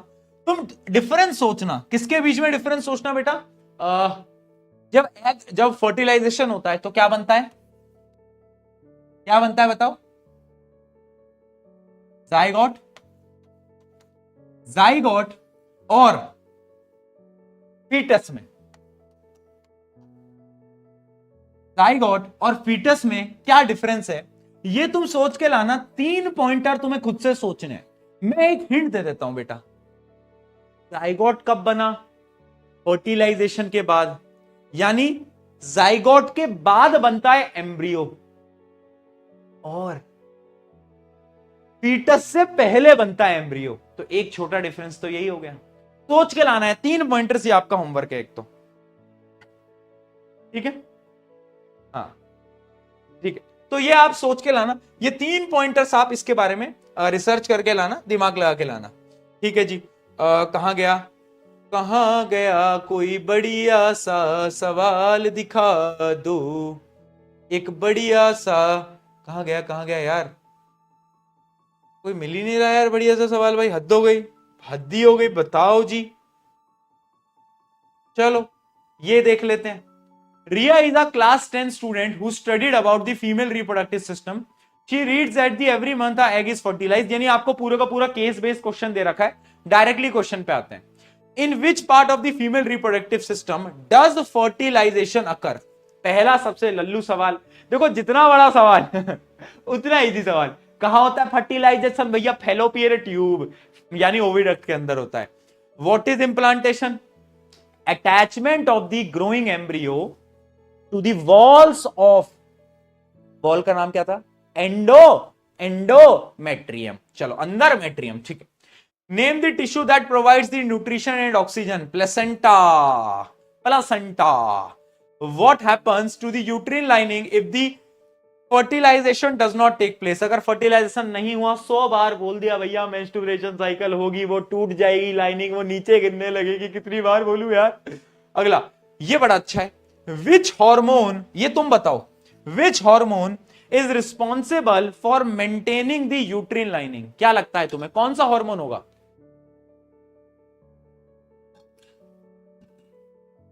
क्या लगता है बेटा, तू बता सकता है? देखो 2 हार्मोन थे, एस्ट्रोजन और प्रोजेस्टेरोन, याद आ रहा है कुछ धुंधला धुंधला? उनमें से मुझे बताओ कौन सा हार्मोन होगा बेटा? तो the right answer is progesterone. जब मैं आपको प्रोजेस्टेरोन पढ़ा रहा था ना, तो मैंने आपको बताया था कि प्रोजेस्टेरोन कब काम आता है? प्रेगनेंसी में। कब? प्रेगनेंसी में। यानी मैंने आपको याद दिलाया भी था, प्रोजेस्टेरोन पी से प्रोजेस्टेरोन, पी से प्रेगनेंसी। इस वजह से मैंने आपको बोला था, क्योंकि जब यूट्रस की जो लाइनिंग है उसको मोटा करने का कंट्रोल कौन हार्मोन रखता है? ये प्रोजेस्टेरोन, ये हार्मोन कंट्रोल रखता है, ठीक है। तो ये भी क्वेश्चन पूछ लिया जाता है। चलिए अब आ जाते हैं इस चैप्टर के बेटा लास्ट टॉपिक की तरफ, जो कि है रिप्रोडक्टिव हेल्थ। यानी अब हम पढ़ेंगे कि हमें कैसे रिप्रोडक्टिव हेल्थ को मेंटेन करके रखना है। छुट्टी वाले क्लास छोड़ के जा सकते हैं, क्योंकि क्लास तो अभी बाकी है मेरे क्लास तो अभी बाकी है मेरे दोस्त, ठीक है। यस, चलें। एम्यूला क्या होता है? पिछले क्वेश्चन में दिखा था, कहां दिख गया? अच्छा, ये तुम्हें पढ़ने की कोई जरूरत नहीं है, जितना एनसीईआरटी में उतना याद करो, एक्स्ट्रा पढ़ोगे तो दिमाग के अंदर जितना पढ़ा है उतना भी याद नहीं रहेगा। फैलोपियन ट्यूब का एक एरिया होता है एम्यूला, वो आपके लॉजिकल कुछ है नहीं, आपको पढ़ना नहीं है। चलो, रिप्रोडक्टिव हेल्थ, राइट। चलिए जी, रिप्रोडक्टिव हेल्थ के बारे में भी पढ़ते हैं। This is also important topic for you guys, specially for you guys. तुम इसको ध्यान से पढ़ना बेटा, है ना, है ना, ऐसे बिल्कुल ऐसे चुप रह के सुन लो यार, हंसी मजाक नहीं करेंगे अपन इसके अंदर। आखिरी टॉपिक है, आखिरी टॉपिक जरा सीरियसनेस से पढ़ा लेने दो मेरे को, हंसा वसा मत देना मेरे को, ठीक है। हाँ, आ जाओ, रिप्रोडक्टिव हेल्थ करते। अच्छा, अब सवाल ये आता है कि रिप्रोडक्टिव हेल्थ इंपॉर्टेंट क्यों है? इंपॉर्टेंट क्यों है रिप्रोडक्टिव हेल्थ? आपको ये पता है कि रिप्रोडक्शन तो बहुत इंपॉर्टेंट है, क्योंकि उसकी मदद से स्पीशीज हमारी क्या होती है, कंटिन्यू होती हैं। और इसी की वजह से जो ह्यूमंस होते हैं वो क्या करते हैं, सेक्सुअल रिप्रोडक्शन करते हैं। यस और नो, यस और नो, ठीक है। अब इसके अंदर क्या है, दो पार्ट होते हैं रिप्रोडक्टिव हेल्थ के अंदर, दो पार्ट होते हैं। कौन कौन से पार्ट होते हैं, देखो सबसे पहला होता है फिजिकल हेल्दी रिप्रोडक्टिव सिस्टम, कि एक तो रिप्रोडक्टिव सिस्टम एकदम हेल्दी हो आपका। दूसरा, awareness about safe and hygienic reproductive practices, यानी जैसे रिप्रोडक्शन करा जा रहा है बेटा, वो जो प्रैक्टिसेस हैं वो सेफ हो, जिससे कि कुछ बीमारियां ना लग जाएं। ठीक है, हंसो मत, दांत बाहर निकाल दूंगा तुम्हारे, ठीक है। हाँ, तो जैसे रिप्रोडक्शन करना है उसके लिए भी अवेयरनेस है। तो इसके दो पार्ट होते हैं बेटा, एक तो होता है डिसीज, यानी बीमारियां भी होती हैं। हाँ, रिप्रोडक्शन करने से भी बीमारियां हो जाती हैं, मतलब कुछ कुछ बीमारी होती है, मैं बताता हूं, ठीक है। एक तुमने सुना ही होगा एड्स, वो जो तुम सबको पता है, बट रिप्रोडक्शन करने से बीमारियां होती है, एक तो वो हमें पढ़ना है, और दूसरा है कि सेफ रिप्रोडक्शन कैसे करना होता है। ये दो चीजें हैं, है ना। अब मुझे ये नहीं पता कि 10वीं क्लास के बच्चों को क्यों पढ़ाया जाता है, but reproductive health is very important. आज देखो, reproductive health refers to the physical, mental and social well-being in all matter related to reproductive system। अब यहां पर मैं डायरेक्टली आता हूं कि कौन कौन सी बीमारियां हैं, वो आपको पढ़ना बहुत इंपॉर्टेंट है। जैसे कि कहां गया भैया, अरे यार कहां गया, एक बात मुझे बताओ, मैंने तुम्हें प्यूबर्टी तो पढ़ा दिया था ना, प्यूबर्टी तो मैंने पढ़ा दिया था ना तुम्हें, है ना, प्यूबर्टी तो मैंने पढ़ा दिया था तुम्हें, ठीक है, हाँ पढ़ा दिया था। सबसे पहले चलो इंपॉर्टेंस देख लो, क्योंकि सवाल आ जाता है 3 नंबर। अच्छा, एक चीज समझना बेटा, रिप्रोडक्टिव हेल्थ ना बच्चों को ऐसा लगता है कि ये तो लल्लू सा टॉपिक है, हमको इसमें सब आता है, बट ना पेपर के अंदर ना मैं तुम्हें एक शर्त लगा के एक बात कह रहा हूं, एक क्वेश्चन रिप्रोडक्टिव हेल्थ का 3 मार्कर के अंदर ऑलमोस्ट हर सेट में आता है, हर सेट में। हाँ, अभी दिखाऊंगा भी, रिपीट होता है 10 10 15 15 सालों से, हर में आता है, तो इसलिए इनको इग्नोर नहीं करना है। देखो सबसे पहले रिप्रोडक्टिव हेल्थ की इंपॉर्टेंस क्या है, सबसे पहला देखो, प्रिवेंट्स सेक्सुअली ट्रांसमिटेड डिसीज, जिनको हम एसटीडी भी बोलते हैं। बेटा एसटीडी क्या है, सेक्सुअली ट्रांसमिटेड डिसीज, यानी वो डिसीज जो कि सेक्सुअली ट्रांसमिट हो रहे हैं एक पर्सन से दूसरे पर्सन से, उससे हमें बच के रहना भैया, बहुत खतरनाक होते हैं। दूसरा, prevention of unwanted pregnancies, unwanted pregnancy से प्रिवेंट भी रखना है। दूसरा, इंश्योर्स हेल्दी पॉपुलेशन, भैया इंडिया के लिए यह पढ़ना बहुत जरूरी है, क्योंकि पॉपुलेशन कंट्रोल बहुत जरूरी है, ठीक है। हाँ, तो इंश्योर्स दी हेल्दी पॉपुलेशन ग्रोथ, बहुत बढ़िया, इंडिया और चाइना दोनों। हाँ, अगला, increase awareness about family planning, family planning, तुम क्या फैमिली प्लान कर रहे हो, तुमसे तो अपना फ्यूचर प्लान नहीं हो पा रहा है, फैमिली प्लान तो जोड़ो। Increase in height, voice change and body hair, ठीक है, क्योंकि ये भी रिप्रोडक्टिव ऑर्गन से लिंक्ड होते हैं, है ना। आपकी हाइट कितनी बढ़ेगी, ये बहुत सारी चीजें हमारे रिप्रोडक्टिव ऑर्गन से लिंक्ड होती हैं। तो ये इंपॉर्टेंस होती है रिप्रोडक्टिव हेल्थ की। सबसे पहले हम पढ़ते हैं एसटीडीज, सबसे पहले बेटा हम डायरेक्टली पढ़ते हैं एसटीडीज, ठीक है जी। आ जाओ कहां गए। देखो एसटीडीज होते हैं बेटा दो टाइप के, एक वो जो कि बैक्टीरिया से फैलता है, एक वो जो कि वायरस से फैलता है, एक बैक्टीरिया से एक वायरस से, एक बैक्टीरिया से एक वायरस से। तो बैक्टीरिया और वायरसेस से जो फैलते हैं, बस तुम्हें नाम याद रखने, क्योंकि नाम पे ही क्वेश्चन आ जाते हैं एमसीक्यू के अंदर। सबसे पहला, बैक्टीरिया के दो नाम याद रखना, एक है गोनोरिया। कैसे होता है गोनोरिया, नाम याद रखना गोनोरिया, किसकी वजह से होता है वो नाम तुम्हें डिटेल में याद करने की जरूरत नहीं है, आउट ऑफ द सिलेबस है, बस तुम इतना याद रखो, गोनोरिया एक बैक्टीरिया की वजह से डिसीज होता है, जो कि एक एसटीडी है, यानी सेक्सुअली ट्रांसमिटेड डिसीज है, ठीक है। पहली चीज तो ये हो गई। दूसरा एक और नाम था, ये कहां गया, what happens in the body, ये भी आपको पढ़ने की जरूरत नहीं है कि बॉडी में क्या होता है, ये भी आपका आउट ऑफ द एनसीईआरटी है, पर फिर भी मैं आपको बता देता हूं कि होता क्या है। Basically bacteria attacks the lining of the reproductive organ, it causes पस like discharge, burning sensation while urinating and pain in the lower abdomen. अगर ऐसी कोई कंडीशन आ रही है तो भैया चेक करा लो, क्या पता आपको गोनोरिया हो गया हो, ठीक है। तो ये संकेत हैं गोनोरिया के, जस्ट फॉर नॉलेज बता रहा हूं, उतना नहीं पूछा जाता। नाम याद रखना, गोनोरिया किसकी वजह से फैलता है, बैक्टीरिया की वजह से फैलता है, ठीक है। दूसरा बैक्टीरिया की वजह से फैलने वाला डिसीज का नाम है साइफिल्स। क्या है, साइफिल्स, ठीक है, दूसरा है साइफिल्स। ये भी एक बैक्टीरिया की वजह से होता है, नाम हम याद नहीं करेंगे, हमारी किताब में नहीं है। ठीक है, अब समझना बेटा इसमें क्या होता है, इसकी कुछ स्टेजेस होती हैं। First stage, small painless source on genitals. Later stage क्या होता है कि जो जेनिटल्स यानी जो रिप्रोडक्टिव ऑर्गन्स होते हैं उस पर रैशेज हो जाते हैं। क्या हो जाते हैं बेटा? रैशेज हो जाता है। और उसके बाद बहुत सारे डैमेजेस आने लगते हैं, बहुत मतलब बॉडी में बहुत इंपैक्ट आता है। बड़ी खतरनाक बीमारी है साइफिल्स। ठीक है, साइफिल्स इज द बैक्टीरियल डिजीज। बहुत बढ़िया।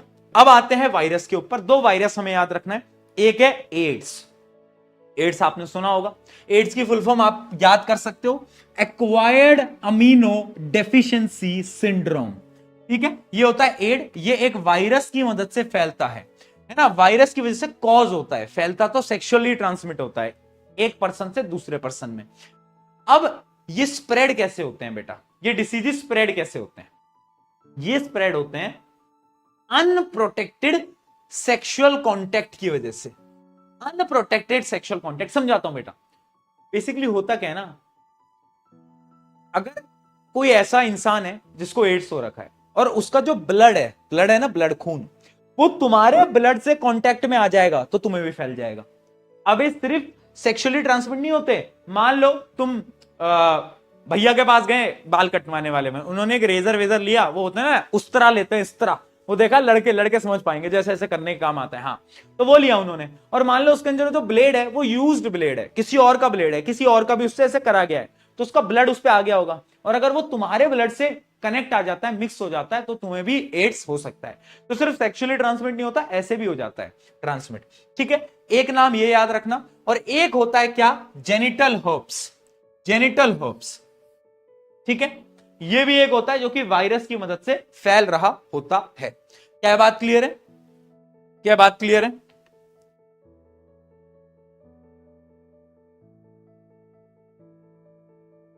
मेरे स्कूल का नाम एड्स है। स्कूल का नाम कैसे एड हो सकता है भाई? क्या बात कर रहे हो? हैं? क्या बात कर रहे हो? अच्छा एक चीज समझ एक बच्चा लिख रहा है, भैया आज ही बाल कटवा के आया हूं। डरा दिया आपने बेटा अगर वो जो तुमने बाल कटवाया उसमें अगर ब्लेड हो और उससे किसी और का भी, तो भैया एड्स तुमको भी हो सकता है। बच के बच के बच के। अच्छा, ये जो जेनिटल हर्ब्स है ना, वैसे आपके सिलेबस में है नहीं, तो मैं आपको नहीं बोलूंगा एक्स्ट्रा इंफॉर्मेशन याद करने के लिए। ठीक है, इसको कट कर दो भैया पहले पढ़ाते हो फिर बोलते हो कट कर दो आपके सिलेबस में जो दूसरा वायरल डिसीज है वो है जेनिटल वॉर्ट्स। वॉर्ट्स है ना, क्या होता है वॉर्ट्स? ठीक है, वॉर्ट्स एक ऐसी बीमारी है जो कि वायरस की मदद से, वायरस की वजह से हो रहा होता है। ठीक है, मतलब एक वायरस होता है एचपीवी वायरस, शायद आपने नाम कहीं ना कहीं सुना होगा, है ना। एक वायरस होता है एचपीवी वायरस, उसकी वजह से बीमारी होती है। अगर वॉर्ट्स आपके जेनेटिकल एरिया पे आ जाते हैं ना, जेनेटिकल एरिया यानी सेक्स ऑर्गन्स पे, तो ये बीमारी आप एक पर्सन से दूसरे पर्सन में ट्रांसफर हो सकती है। ठीक है, क्या चीज क्लियर है? बताओ बताओ जल्दी। ठीक है, ये हो गया वायरल, यानी दो बैक्टीरियल, बैक्टीरिया के दोनों के नाम याद रखना, वायरल, वॉर्ट्स और एड्स। उसमें क्या था, उसके भी दोनों नाम हम याद रखेंगे, गोनोरिया और साइफिल्स। ये नाम याद रखने क्योंकि ऑप्शंस में पूछा जाता है इनमें से कौन से बैक्टीरिया की वजह से हो रहे हैं, कौन से वायरस की वजह से हो रहे हैं। क्या चीज क्लियर है? आगे बढ़े, जल्दी बताओ। कहां गया भाई? यार इन्होंने वो नहीं दिए क्या? ओहो हो, कुछ स्लाइड में कुछ मिसिंग मिसिंग सा लग रहा है। दिक्कत कर दी भाई, ये तो दिक्कत कर दी। एक मिनट रुको, चलो मैं अभी आपको ये बता देता हूं। एक टॉपिक स्लाइड में है नहीं, एक टॉपिक स्लाइड में है नहीं, कोई बात नहीं। सुनो, अब ये जो एसटीडीज हैं इनसे प्रिवेंशन कैसे कर सकते हैं? तो सिंपल सी बात है यार, देखो कुछ मेथड्स होते हैं, कुछ मेथड्स होते हैं जिनको हम प्रिवेंशन मेथड बोलते हैं, जिनकी मदद से एसटीडी नहीं होगा। ठीक है, कुछ मेथड होते हैं, यानी अगर हम सेफ सेक्स करते हैं उसकी मदद से ये एसटीडीज रुक जाते हैं। ठीक है, वही सेफ सेक्स यानी कुछ प्रिवेंशन मेथड्स होते हैं, 4 मेथड होते हैं। वो चारों मेथड में एक बार आपको दिखा देता हूं। उसकी स्लाइड मुझे लग नहीं रहा है, या इसमें से मिस हो गई है, वरना मैं आपको डिटेल में बताता। कहां गया यार? ओहो हो, कैसे मिस कर दी भाई स्लाइड। जैसे कि 4 मेथड होते हैं बेटा। एक होता है बैरियर मेथड, पहला तो है बैरियर मेथड, समझा देता हूं मैं है ना। अभी मैं, मेरे हिसाब से एक स्लाइड अटैच करनी पड़ेगी, मैं बोल देता हूं यार, 1 मिनट रुको।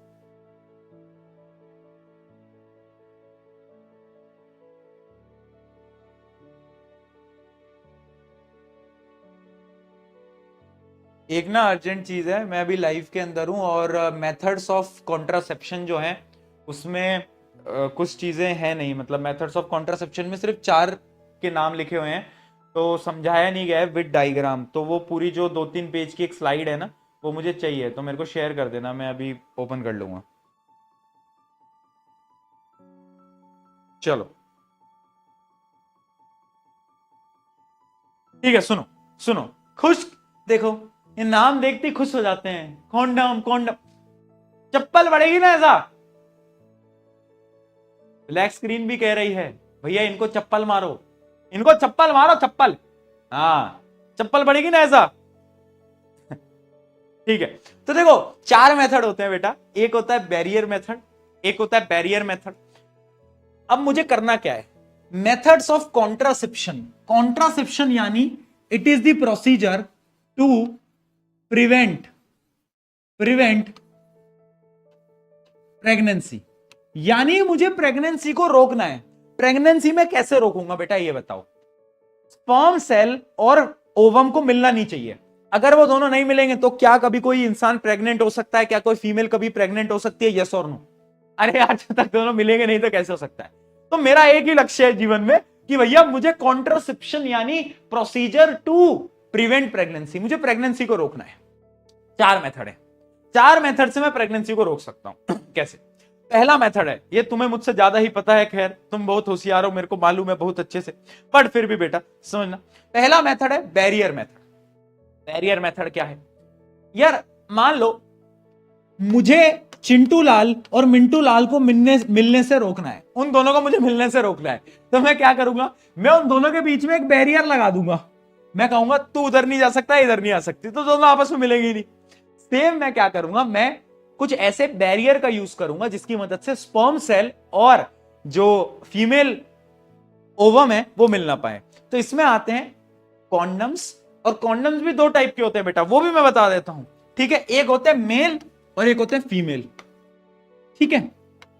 तो इन दोनों का ही एक ही काम है कि ये बैरियर प्रोवाइड करते हैं, यानी बीच में रुकावट प्रोवाइड करते हैं कि या तो स्पर्म सेल वहां ना जा पाए, है ना, मतलब स्पर्म सेल को उधर जाने से रोकते हैं। उनका मेन लक्ष्य यह है, मेन काम यह है जीवन के अंदर, ठीक है।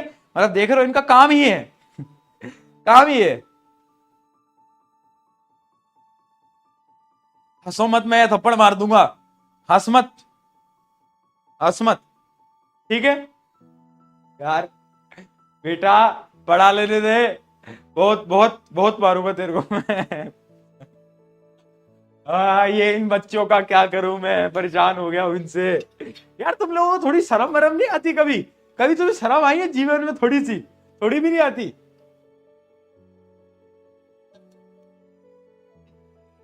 उसको हम बोलते हैं क्या, बैरियर मेथड, ठीक है बेटा। फिर मैं भी बोल दूंगा तुम्हारे स्कूल के टीचर की तरह, इसको रीड कर लेना और खुद से पढ़ लेना, ठीक है। हाँ, तो पहला बैरियर मेथड।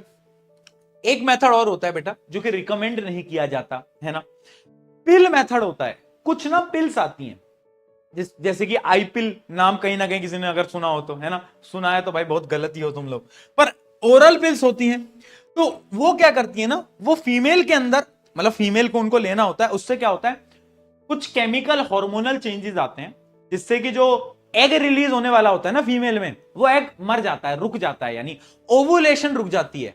तो अगर एग ही रिलीज नहीं होगा तो मान लो अगर स्पर्म सेल चला भी गया, स्पर्म सेल अगर क्या हो गया बेटा, चला भी गया, तो कुछ होगा ही नहीं, क्योंकि वहां फीमेल तो है ही नहीं ना, फीमेल गैमेट तो है ही नहीं। तो यानी अगर वो चला भी गया बेचारा तो भी कुछ नहीं होने वाला, वो वहां मर जाएगा वो वहां मर जाएगा।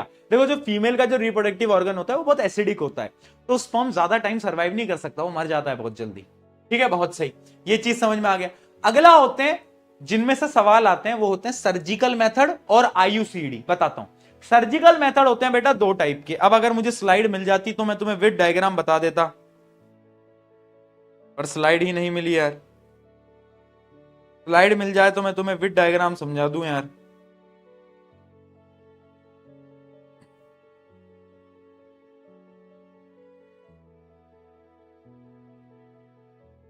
एक मिनट दो जरा, एक मिनट देना बेटा, ब्लैक स्क्रीन आएगी थोड़ी सी देर के लिए, थोड़ी सी देर के लिए ब्लैक स्क्रीन आएगी, बस 2 मिनट देना, क्लास में बने रहो। अभी मैं वो स्लाइड्स वगैरह वो ओपन कर रहा हूं क्योंकि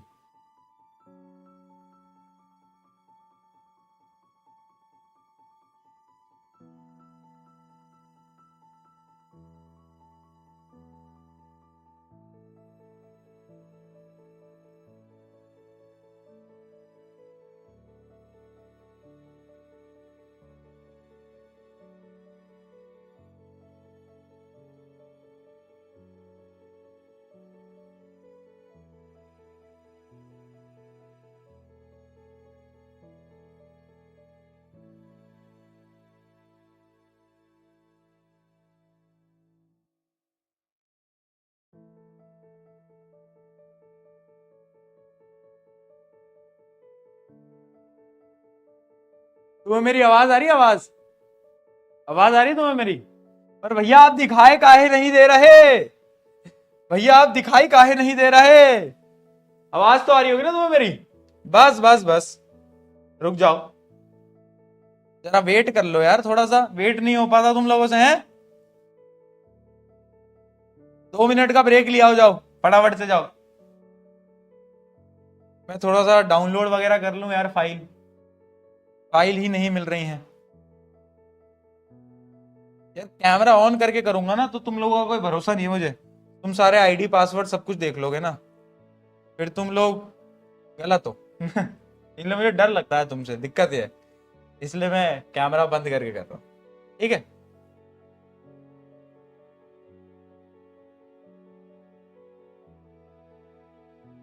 फाइनली वापस वी आर बैक बेटा, we are back, we are back, we are back दोस्तों, वी आर बैक, हम आ चुके हैं, फिर से हम आ चुके हैं दोस्तों। आ जाओ, आ गए सारे?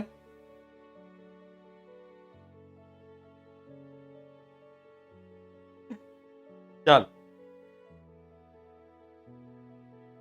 चलिए जी, स्टार्ट करते हैं। देखो टाइप ऑफ कॉन्ट्रासेप्टिव मेथड जो मैं आपको बता रहा था, 4 मेथड होते हैं, 4 मेथड होते हैं, ठीक है, बहुत बढ़िया। तो मैकेनिकल, केमिकल, इंट्रायूट्रिन, सर्जिकल, अब एक एक करके पढ़ते चलते हैं। जैसे सबसे पहले यह है मैकेनिकल, तो यह है मेल कॉन्डम, यह है फीमेल कॉन्डम, ज्यादा दिमाग वो चीजी चीजी मत करो, बहुत मारूंगा, ये मैं आपको डिटेल में बता चुका हूं। इनका मेन काम क्या है बेटा? इनका मेन काम है these work by preventing meeting sperm and ovum, इनका मेन काम यह है। बट पता है तुम्हें सबसे बेस्ट मेथड भी यही है, क्योंकि ये इकलौता ऐसा मेथड है जो कि प्रेगनेंसी को तो रोकता ही है, वो तो करता ही है प्रिवेंट, बट उसके साथ साथ एसटीडी से भी प्रिवेंट करता है। सबसे बेस्ट तरीका कौन सा है अगर कोई पूछ ले चारों में से बेटा, तो क्या बोलोगे तुम? The first method, that is barrier method. क्यों बोलोगे barrier method? Because barrier method pregnancy तो प्रिवेंट कर ही रहा है, वो तो सारे मेथड कर रहे हैं, बट ये इकलौता ऐसा मेथड है जो कि सेक्सुअली ट्रांसमिटेड डिसीजेस को भी रोकता है। इसलिए रिकमेंड किया जाता है कि आप इसी मेथड को यूज करें, क्योंकि इससे एसटीडीज भी प्रिवेंट हो जाती हैं। राइट राइट, एसटीडी से भी प्रिवेंट होता है। तो अगर एमसीक्यू में है सबसे बेस्ट मेथड कौन सा? मैकेनिकल बैरियर मेथड, ठीक है जी, बहुत बढ़िया। अगला आ जाता है केमिकल, जो कि मैं तुम्हें बता रहा था। इसमें क्या आता है, कुछ पिल्स आती हैं, ओरल पिल्स, या फिर उनको हम वेजाइनल पिल्स भी बोलते हैं। इनका काम क्या होता है? These pill contain certain hormone, hormone होता है क्या? हार्मोन के क्या काम होते हैं? Prevent the production of ovum. कुछ पिल्स जो होती हैं जो कि ओवम को प्रोड्यूस नहीं करती, और कुछ पिल्स होती हैं जो कि अगर स्पर्म सेल अंदर आ भी गया तो उसको मार देती हैं, किल स्पर्म सेल। देख रहे हो, मृत्यु हो रही है, मृत्यु हो रही है, जीव मृत्यु, है ना? और प्रिवेंट्स इंप्लांटेशन, या फिर कुछ ऐसी भी पिल्स होती हैं जो कि ग्रोइंग एम्ब्रियो को इंप्लांट करने से रोक देती हैं, उसको वहीं पर ही खत्म कर देती हैं, ठीक है। बट एक चीज याद रखना प्रिय दोस्तों, कि ये जो केमिकल मेथड है ना, ये बहुत ज्यादा डेंजरस होता है। डेंजरस यानी इससे आपकी बॉडी के अंदर, फीमेल बॉडी के अंदर केमिकल चेंजेस आते हैं, जो कि नॉट रिकमेंडेड होता है एकदम, ठीक है। तो याद रखना, they have certain side effects, इसलिए सबसे बेकार मेथड जो हम बोलेंगे वो यही होगा, क्योंकि इससे बहुत साइड इफेक्ट्स होते हैं, क्योंकि बेसिकली फीमेल अपनी हार्मोनल साइकिल को बदल रही है, ठीक है। तो इस वजह से और इससे एसटीडी भी प्रिवेंट नहीं होते, इट कैनॉट प्रिवेंट एसटीडी, याद रखना। ठीक है, चलिए अब आता है आईयूसीडी। आईयूसीडी से पहले मैं आपको सर्जिकल मेथड बताता हूं, आ जाओ। अब ये जो सर्जिकल मेथड है ना बेटा, ये बड़ा ही खतरनाक ही मेथड है। इसमें हम क्या करते हैं, देखो दो प्रकार के होते हैं, एक होता है मेल का सर्जिकल मेथड, एक होता है फीमेल का सर्जिकल मेथड। अब हमें क्या है ना, इसमें हम क्या करते हैं, मेल वाला जो सर्जिकल मेथड है उसको हम बोलते हैं वेसेक्टोमी। नाम याद रखना, वेसेक्टोमी। क्या? वेसेक्टोमी। ठीक है, वेसेक्टोमी। अब इसमें हम क्या करेंगे, डायग्राम देखना, ये है मेल रिप्रोडक्टिव ऑर्गन।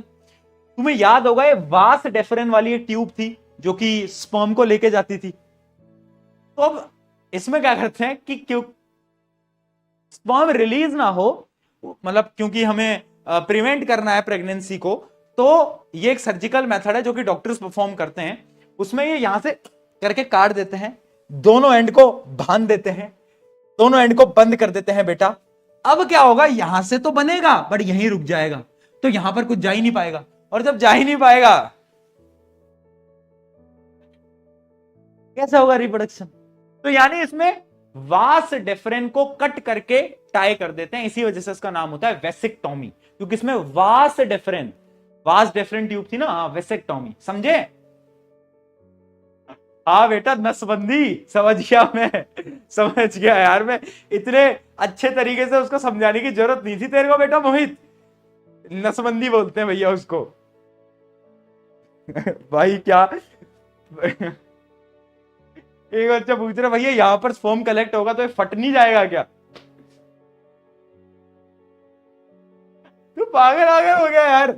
ठीक है, चलो कहां कहां से डाउट आते हैं तुम्हारे। ये मेल के अंदर होता है, ये सेम फीमेल में भी होता है, जिसको हम बोलते हैं ट्यूबकटोमी। क्या बोलते हैं बेटा? ट्यूबकटोमी। तो इसमें हम क्या करते हैं, ट्यूबकटोमी के अंदर हम जो फीमेल का, तुम्हें याद होगा फेलोपियन ट्यूब है ना, जिसको हम ओविडक्ट भी बोलते हैं, उसको कट करते हैं, उसको यहां से ऐसे कट करा और उसको ऐसे बांध दिया दोनों तरफ से। तो अगर मान लो एग प्रोड्यूस भी होगा तो यहीं रह जाएगा।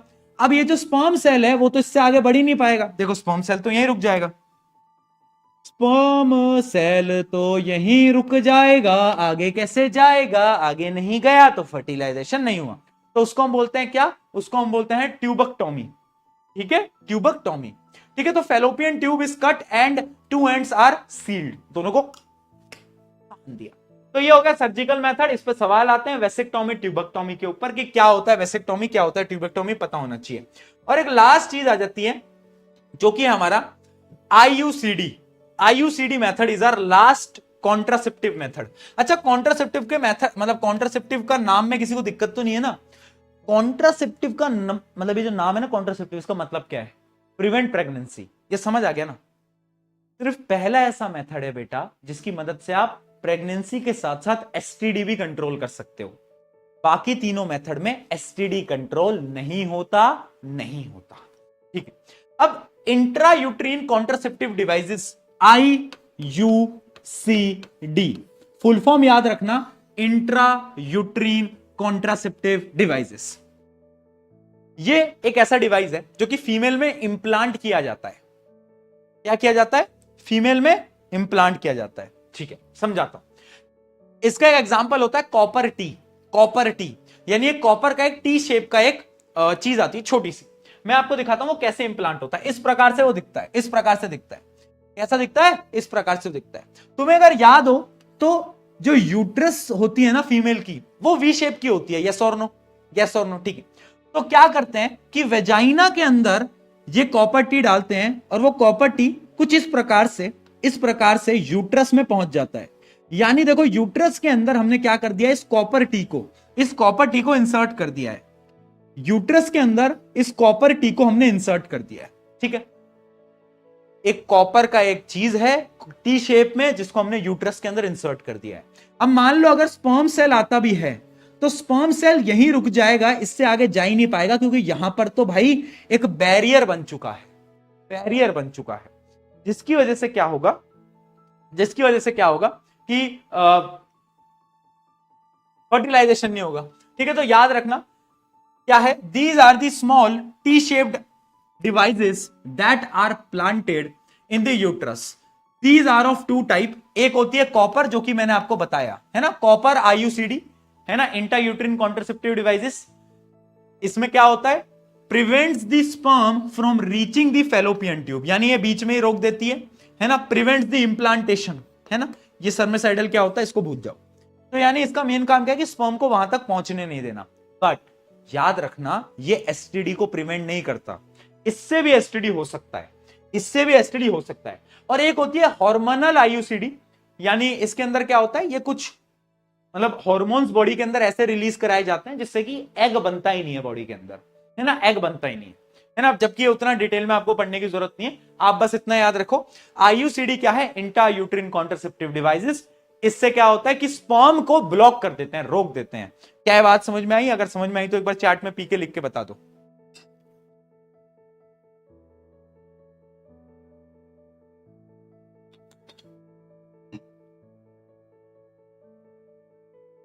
तो अब मुझे तुम बताओगे चार मेथड में से सबसे बेस्ट मेथड कौन सा है? ऑब्वियस सी बात है बैरियर मेथड। क्यों?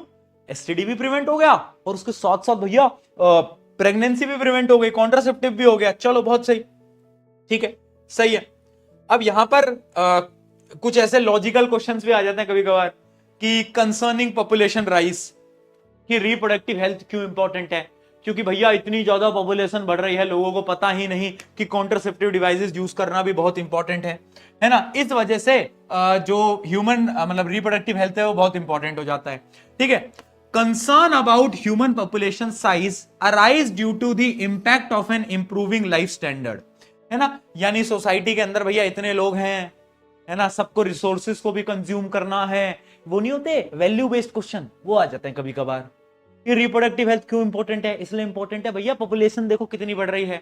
अगर रिप्रोडक्टिव हेल्थ नहीं दोगे, देखो दो चीजें हैं, एक तो डिसीजेस से तो प्रिवेंट करना ही है, एसटीडी से प्रिवेंट करना है, लेकिन यार लोगों को बताना भी तो है कि पॉपुलेशन कंट्रोल करो, रिसोर्सेज कम है हमारे पास, अगर इतने सारे बच्चे होंगे तो सारे रिसोर्सेज खत्म हो जाएंगे है ना। तो ये दो मेन रीजन हो रहे होते हैं, ठीक है बेटा। ये जितने बच्चे मैंने तुमसे सवाल पूछा बेस्ट मेथड क्या है, बच्चे कॉन्डम लिख रहे हैं। बेटा बैरियर मेथड लिख के आना एग्जाम में, ये कॉन्डम मत लिख के आना, बहुत थप्पड़ खा जाओगे, दिक्कतें हो जाएंगी तुम्हारे साथ। मेरा कुछ नहीं होगा, टीचर मारेगा तुम, है ना। ये कॉन्डम का तो एक बड़ा मीम चलता था ना स्कूल टाइम पे, मुझे नहीं पता तुम्हारे में चलता नहीं चलता, हमारे में चलता है वो एक मीम चलता था, मतलब मीम मतलब ऐसे मजे लेते थे कि तुझे पता है उस डॉम ने मेरे साथ क्या करा? तो सामने वाला बोलता था कौन डॉम? तो फिर हम बोलते थे ओ तूने ये बोल दिया, ये बोल दिया, ये बोल, ऐसे मीम चलते थे अब भी चलते हैं ऐसे थर्ड क्लास मीम। बताओ भाई थर्ड क्लास मीम चलते हैं क्या भाई अभी भी? चलो कुछ एमसीक्यू देखते हैं, फिर ये पूरा चैप्टर आपका यहां पर खत्म हो जाता है। Which contraceptive method protect from both pregnancies and STD? कौन सा है भैया जो प्रिवेंट करता है अकेला? यहां पे भी कॉन्डम लिख दिया अभी बच्चों को मैं यही सिखा रहा था कि डायरेक्टली मत लिखा करो और इसी में लिख दिया। बेटा पीपीटी वालों तुम नहीं मान रहे हो, तुम ज्यादा ही उछल रहे हो, बैरियर लिखना था इसके भी, गलत लोग। चलो ये असर्शन रीजनिंग तो हमने कर लिया, ये कहां से आ गया अचानक से?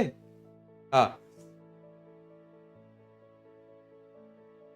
विच of the following is a viral STD? Viral यानी जो कि वायरस से फैलता है। एड्स जो होता है बेटा याद रखना वो वायरस से फैलता है, ठीक है। अच्छा गोनोरिया किससे फैलता है? बैक्टीरिया से। साइफिल्स किससे फैलता है? बैक्टीरिया से। चलो which surgical method contraceptive is used in males? Males में क्या होता है? मेल्स में बेटा वास डिफरेंस को कट करते हैं, यानी वेसिक्टोमी। वास डिफरेंस से याद रखना बेटा वेसिक्टोमी। चलो which contraceptive method protect from both pregnancy and STD? यही है सवाल जो कि सबसे ज्यादा पूछा जाता है। बैरियर मेथड, उसको एक्सप्लेन कर देना। बैरियर मेथड यानी कॉन्डम यूज करना जिसकी मदद से स्पर्म और ओवम मिल नहीं पाते, ठीक है जी। What is reproductive health? बता चुका हूं। इसकी इंपॉर्टेंस क्या है वो भी आपको बता चुका हूं, ये तो हमने बहुत बार लिख लिया। इसका आंसर भी है कि आगे मैं आपको फिर दिखा देता, वरना चलो कोई बात नहीं, इसका आंसर नहीं है। एक मिनट, कहां गया? नहीं है, नहीं है, हाँ ठीक है। एक क्वेश्चन ये है, describe the surgical method of the birth control in human. Human के अंदर सर्जिकल मेथड बताओ बेटा। दो होते हैं, एक होते हैं वेसिक्टोमी जो कि मेल के अंदर होता है, और एक होता है ट्यूबकटोमी जो कि होता है फीमेल के अंदर। ये दो मेथड्स होते हैं जो कि तुम्हें याद रहने चाहिए। ठीक है। ये जो सर्जिकल मेथड है ना बेटा, इस पे बहुत बार सवाल आया है।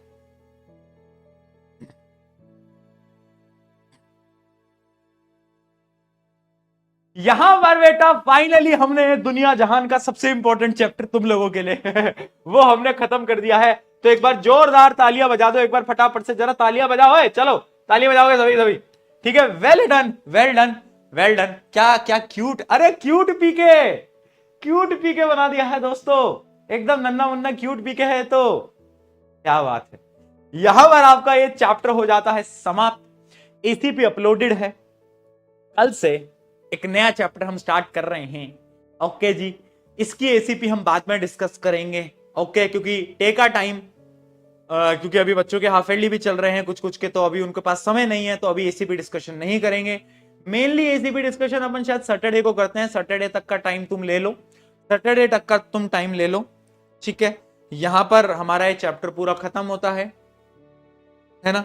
ट्विन, ट्विन बेटा बहुत कॉम्प्लिकेटेड है, वो अगर मैं समझाने बैठूंगा तो तुम्हारी बायोलॉजी अभी बहुत वो हो जाएगी, मतलब वो तुम्हें समझ नहीं आएगा। उसमें हमें बहुत चीजों की डेप्थ में जाना पड़ेगा कि क्या क्या होता है, ओवम के अंदर क्या क्या होता है, उन सारी चीजों के लिए हमें पढ़ना पड़ेगा अगर तुम्हें यह समझना है कि ट्विन कैसे फॉर्म होते हैं, राइट। तो इतना याद रखना कि अब ये चैप्टर हो गया खत्म, एसीपी करो। कल से हम एक नया चैप्टर स्टार्ट करेंगे, और वो चैप्टर होगा कौन सा, बताओ कोई, कौन सा होगा chapter? Magnetic effect of electric current, है ना, वो चैप्टर यानी फिजिक्स हम कल स्टार्ट करते हैं। एक छोटा सा नन्ना मुन्ना सा क्यूट चैप्टर है, क्यूट क्यूट क्यूट, मजा आएगा। तो उस चैप्टर को अपन स्टार्ट करते हैं बेटा, और उसको हम पढ़ना डिटेल में स्टार्ट करेंगे, ठीक है जी, ओके जी। कार्बन नहीं करेंगे अभी, कार्बन पहले पहले ये हो जाए फिजिक्स का, कार्बन आराम से पढ़ेंगे। कार्बन में टाइम लगेगा, कार्बन में हमारे 8-9 लेक्चर लगेंगे लगभग। ये एक छोटा चैप्टर है, पहले इस छोटे से चैप्टर को निपटाते हैं। कार्बन आराम से तसल्ली से बैठ के पढ़ेंगे, कोई दिक्कत नहीं है, क्योंकि मैं कार्बन में हड़बड़ी नहीं करना चाहता। कार्बन एक बहुत इंपॉर्टेंट चैप्टर है, थोड़ा टफ भी है, तो उसको मैं डिटेल में पढ़ाऊंगा, बहुत आराम से पढ़ाऊंगा, तहजीब से पढ़ाऊंगा, मजे से पढ़ाऊंगा, राइट। चलिए इसी के साथ आज की इस कक्षा को करते हैं समाप्त। थैंक यू 1.5 घंटे की क्लास में पढ़ने के लिए। लव यू ऑल, बहुत सारा प्यार। कल मिलते हैं नए चैप्टर के साथ। दोस्तों को बता देना कल एक नया चैप्टर आ रहा है, तो सबके सब पहुंच जाएं 5 बजे। मिलते हैं कल, take care, love you all, bye bye, bye bye दोस्तों।